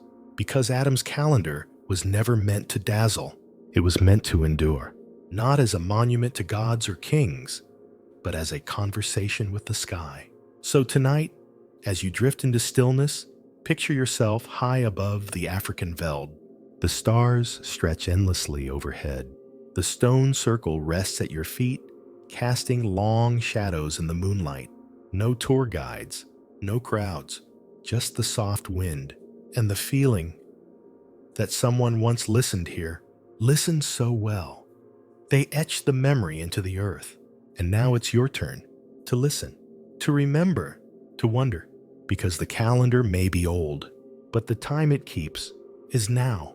Now, as the stars wheel overhead and your breath begins to slow, we arrive at the edge of all we've explored. We've wandered through sunken cities and mountains carved with impossible precision. We've followed whispers from Peru to Turkey, from Antarctica's ice to Africa's dust. And now we ask the oldest question of all. Who were they? Not just the builders, not just the engineers, the stonemasons, the sky watchers, but the ones who came before. Because scattered through myth and memory across every continent and culture is the same quiet story, told with different names, different languages, but always the same shape. A great civilization existed before ours. It rose, it flourished, and it fell. Some say it was Atlantis swallowed by sea. Some say it was Lemuria, broken by fire and waves. Others speak of Mu, or Hyperborea, or Agartha, hidden beneath the earth. But these aren't just bedtime stories. They're patterns that repeat across the Andes, across Sumer, across Australia and Polynesia and Egypt. What if these are cultural fossils, echoes of something real told and retold long after the facts had faded? And if so, what happened to them? Was it war, a comet, a great flood? Many point to the Younger Dryas, a sudden global shift in climate around 12,800 years ago. A time when temperatures dropped, when ice surged, when megafauna vanished and sea levels rose. Did this wipe away not just forests and animals, but memories? Did it push survivors to the mountaintops, to the caves, to the stars? The Dogon people of Mali speak of visitors from Sirius who shared knowledge of astronomy no naked eye could see. the Hopi tell of multiple worlds that came before, each destroyed by imbalance, by fire, by ice, by water. Even the Bible echoes this: a flood, a remnant, a restart. Could all these be describing the same event seen from many shores? And what does that make us? The latest in a long line of worlds, a civilization not at its beginning, but in the middle of a cycle. Think of it. We send satellites into orbit, build towers that pierce clouds, map the genome, and yet we can't explain the Pyramid of Bosnia, or how 800-ton stones were moved in Baalbek, or why temples across the world ring with sound at 432 hertz. Could it be that we are remembering, not inventing, that our brilliance is not new, but old, reborn, like seeds left in the dark, only now beginning to bloom again? This idea is not sad. It is beautiful, because it reminds us that we are not alone in our genius. That intelligence is not linear.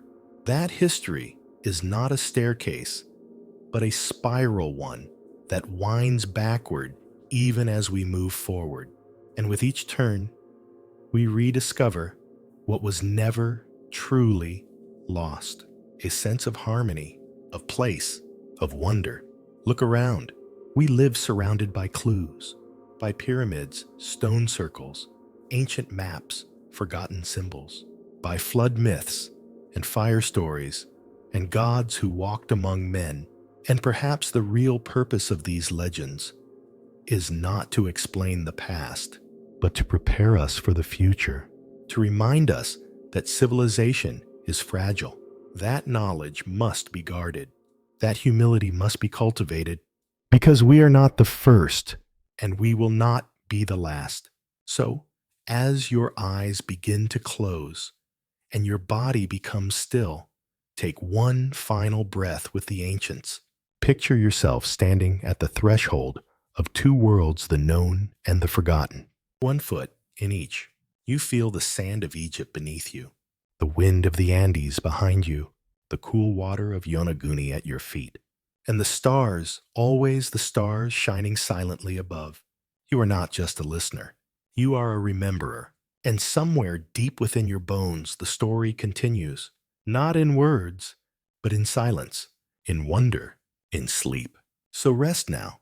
Let the stone remember for you. Let the earth hold the story. And when you wake, carry it gently. Because maybe, just maybe, the next cycle begins with you.